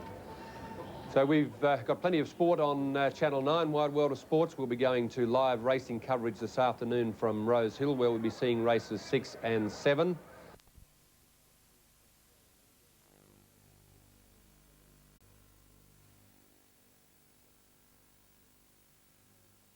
Has apologised to Ricky's parents and is now reviewing its emergency procedures. The coroner was also critical of the ambulance service response time to the family's emergency call. Loreen Deal, 10 News. A Sydney man has successfully sued McDonald's because it refused him a franchise on the basis of false allegations of sexual harassment. Peter Carr has yet to find out what damages he'll receive. Well, obviously I'm very relieved. Peter Carr outside the federal court today after winning an 18-month legal battle with fast food giant McDonald's. The former McDonald's manager signed a contract to run a new store to be built in Mount Druitt, but in June 1992 he was sacked. McDonald's chief executive Peter Ritchie told him there was damning evidence against him concerning sexual harassment. Peter Carr denied the allegations. Today in the federal court, Justice Burkett found that not only were the allegations unsubstantiated, but McDonald's had not investigated them thoroughly. The Carr family will be back in court soon, this time seeking damages from McDonald's. It's possible that could run to over $1 million. I'll probably go back into business now. What sort of business will you go? Maybe something in competition against McDonald's. Guy Bevanacqua, 10 News. The New South Wales government isn't saying how much compensation it paid to a man shot during a bungled police raid. Darren Brennan was hit in the face by a shotgun blast during the raid on his home in 1990. A judicial inquiry found police negligence to blame. 3 years on, and Brennan is still nursing his wounds, but also looking forward to starting a new life in Queensland. Run off a tape of it, so you've got it for you know. No amount of money or anything would take the memories away or the scars, but at the same time it sort of just helps you get on with your life. Ahead, high hopes for a breakthrough in discovering the gene that causes breast cancer, and the toys that our children will soon be clamouring for. Adjust the flexible microphone in front of your mouth, turn it on, aim, and soak up! NSW Australia is giving away 1,000 one-week island holidays. 4 nights on Hamilton plus 3 nights on Hayman. Enter when you fly NSW between February 20 and March 27. It's definitely one of the world's great holiday giveaways. If you have to know the latest treatments for anti-aging, chronobiology is in. Miracle cures are out. Or find out why Hollywood's hottest stars are over 30, but certainly not over the hill. Read an hilarious guide to reviving romance. Discover 24 pages of fashion that you'll love. Or find out how you'll make love when you're over 30. Then you can't afford to miss She, the magazine that covers just about everything. All those credit cards, do they really suit you or just your bank? At ANZ, you're sure to find a card you'll want to take home with you. We've got a card with a long interest-free period and a card with low interest if you want to spread your repayments. In fact, all sorts of credit cards for all sorts of people. So when you choose an ANZ card, That one. it'll do exactly what you tell it Good to. boy. Simple, isn't it? Sit. Well, it is when you bank with ANZ.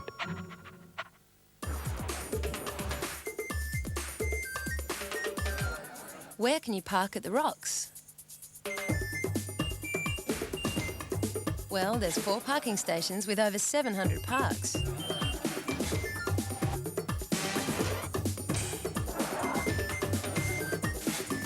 Plenty of parking from only $6 a day at weekends. Park at the Rocks. Souped it up at all? Oh, no, I souped it up a bit. So what's she do? 0 to 100 in 6.3 seconds. 140 to 129 in 1 second. Bose Performance Tyres. Huge range, great prices. Call 132381 for your nearest store. We've been over that before, Mel. Yeah. Yep. Oh, no, I understand your concerns, Mel. Understand them. No, sure thing. Well, I'll tell you what, I'll work on it on the weekend. No, well, I'll devote the weekend to it, and, well, we should be able to come up with something by Monday. No, good to speak to you, Mel. Bye, Mel. Bye. The new V6 Pathfinder 4-wheel drive from the new Nissan. Come beyond 2000 and plug into the latest in music technology. The revolution in the evolution of the electric guitar. Aerospace invention takes over. There's a switch you can switch from the electric sound to the acoustic sound. Sex hormones turn social theories upside down. Search for eternal youth with a deadly new weapon in the war against wrinkles. A home weather station, a super machine making a hot breakfast, and anti-mosquito radio. Toyota presents Beyond 2000, Thursday. A powerful earthquake has struck the Indonesian mountain village of Liwa, killing at least 117 people. The quake, which measured 6.5 on the Richter scale, occurred early this morning. Rescue teams say more than 400 people have been seriously injured. Buildings have collapsed and roads cut through the region. The search continues through rubble for survivors. An uneasy ceasefire in Bosnia continues to hold as the deadline for airstrikes against Serb positions around Sarajevo draws closer. So far, the Serbs have handed over just over 30 artillery pieces to UN forces, but many more are still ready to fire from the mountains. The guns are silent, but they're still in place, high above Sarajevo, looking down on the city. As usual, the Serb politicians and soldiers present differing faces to the world. The politicians conciliatory, saying the UN will receive all necessary cooperation. The soldiers defiant, saying we will not leave our people defenseless. The UN, meanwhile, is sending reinforcements from other parts of the former Yugoslavia to police these hills. The big question is whether they can gain enough control over the heavy weapons to satisfy the NATO ultimatum, which expires at the weekend and could lead to airstrikes. At the moment, that question is unanswered. Meanwhile, in the city, there is at least a breathing space after 22 months of unrelenting misery. People are venturing out in greater numbers, savouring the novelty of a ceasefire that, so far, is holding. The Italian clothing company Benetton has launched another controversial ad campaign.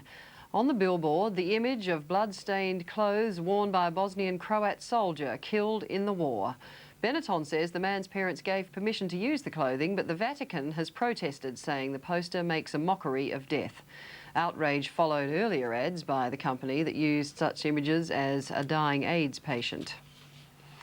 An Arctic blast continues to bring bitterly cold conditions to parts of Britain and Europe. From Scotland, a miraculous story today of the survival of a woman found alive 2 days after disappearing in the freezing Highlands. This was the moment when 53-year-old Jacqueline Greaves knew her 40-hour ordeal was over. She'd fallen 60 metres down a mountain as she was walking with 2 friends. These scenes were filmed by a member of the rescue team who'd scoured the area for the past 2 days.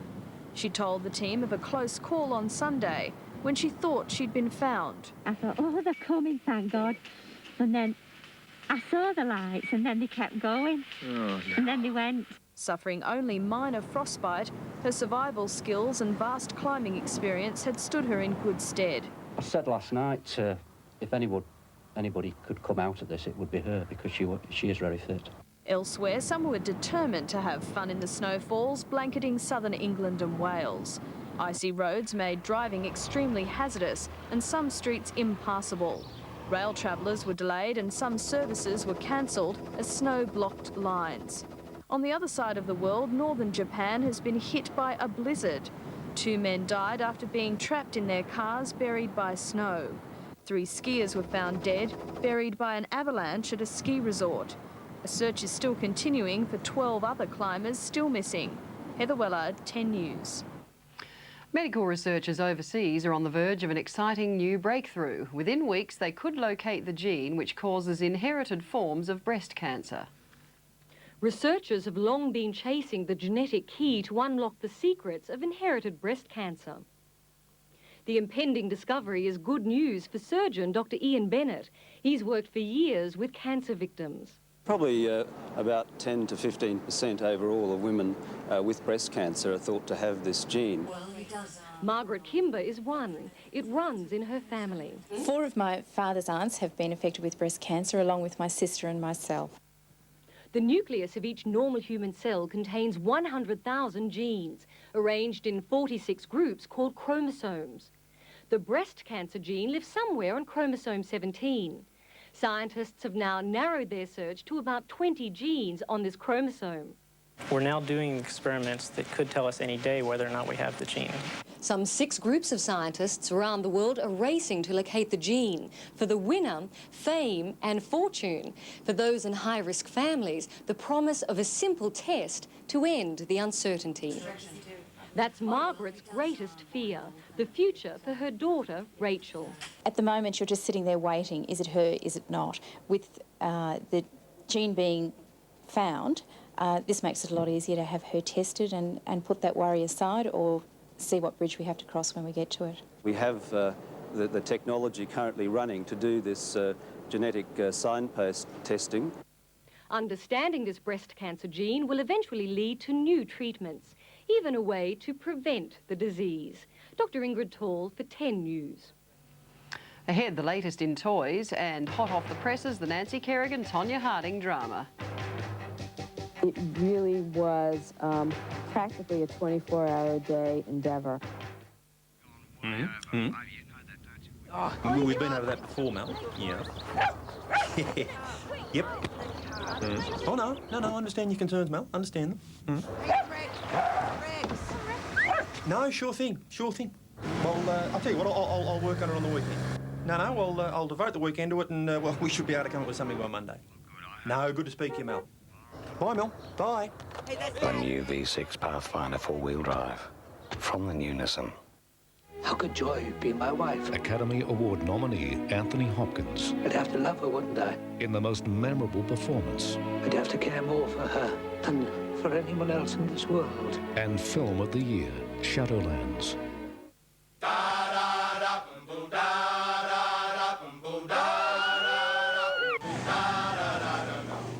Well, darling, what about New Zealand for a holiday? What a great place to go. It's the best holiday I've ever had. Hang gliding, whitewater rafting, jet boating, fishing. Fishing? Put yourself in the picture. Call for your free Guthrie's Pacific New Zealand Motoring Holiday Planner. 36 pages jam-packed with holiday ideas. 5-day holidays from as low as $540. Call 008 819595. What's your man? Whoa, slow.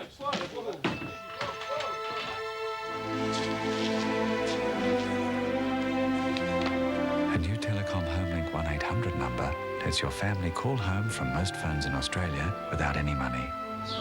Calls are charged to your home account. Do you think she'd be there by now? Yeah. Homelink 1800 from Telecom. Peace of mind for only 10 cents more than the cost of the call. Jewel supermarkets have consistently sold some of the cheapest groceries in Australia. For the best part of 20 years, they've been supplied by David's. These two companies have used their buying power to arrange these super cheap specials through Jewel. 2-litre Cottee's cordials only $2.49 each. 2 50-gram blocks of Cadbury chocolate just $1.89 each. Where do you get it? At your local Jewel super cheap food store. From David's, the wholesaler behind Jewel. Right now, if you buy a roll of Fujifilm 100-speed 24 exposure from your local Kmart store, you'll receive a neon zinc stick free. So put some colour in your summer with the Fuji Summer Colours promotion. And snap up your free zinc stick now at Kmart.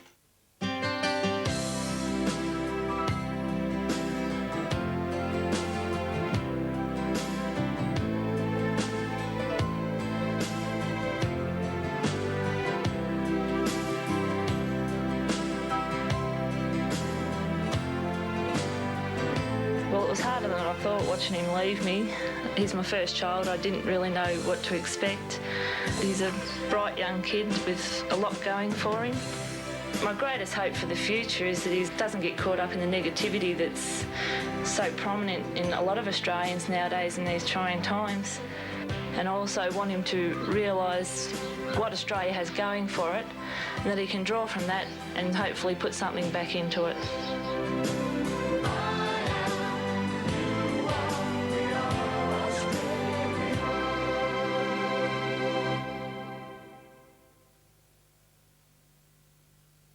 Your ex-wife's here to see you, Detective. When the will is strong. You got plans for dinner?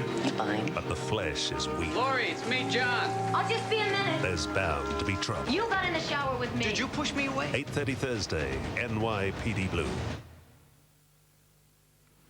Demand for Australian wine on overseas markets is causing a shortage of premium wine for our local consumption. That claim today from one of South Australia's biggest liquor distributors, which is finding there is not enough good red to go around. One of the nation's success stories of recent times is the overseas demand for our top red wines. We've been shipping bottles of our best brand names by the container load. Just last weekend, 500,000 bottles left Adelaide. But while exports have boosted our balance of payments, they've uncorked a problem, a nationwide shortage of premium wines. 15 of our leading red wines of Penfolds, Wynns, Orlandos, which we cannot secure, we cannot purchase, and nor can the public purchase. He says it's time for the Australian wine industry to take control of its own destiny by expanding production to meet both export and domestic demand.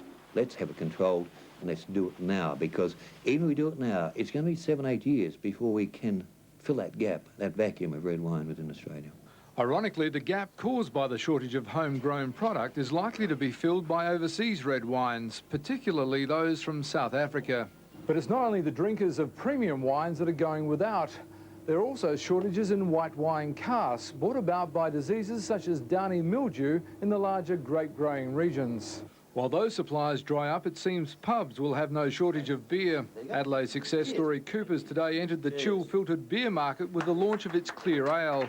The full-strength beer is aimed at winning a larger market share along the eastern seaboard. Rick Teague, 10 News. Still in business news, the United States has fired the first warning shot after over Japan in the dispute, which is threatening to erupt into a trade war. Finance editor Helen McCombie reports the US is accusing Japan of failing to live up to its commitments. The Clinton administration has taken the first step towards possible trade sanctions against Japan. It's declared that Japan has broken a pledge to open up its cellular phone market to Motorola, the world's largest producer. Its phones are sold all over Japan, but a block from most of the Tokyo market, where there are 60 million people. Our products and our systems can compete adequately and frankly robustly and earn customer followership and decent market share if we're given a chance. US Trade Representative Mickey Cantor says it's a classic case of Japan's determination to keep its markets closed, particularly to leading-edge American products. Cellular telephones are one of our most high-tech products, and they've been locked out of the Tokyo market for years. We've had 10 years of negotiations and 3 agreements, and Japan has broken every one of them. But the United States is not leaping into action. No sanctions have been imposed yet, just threats, with a list of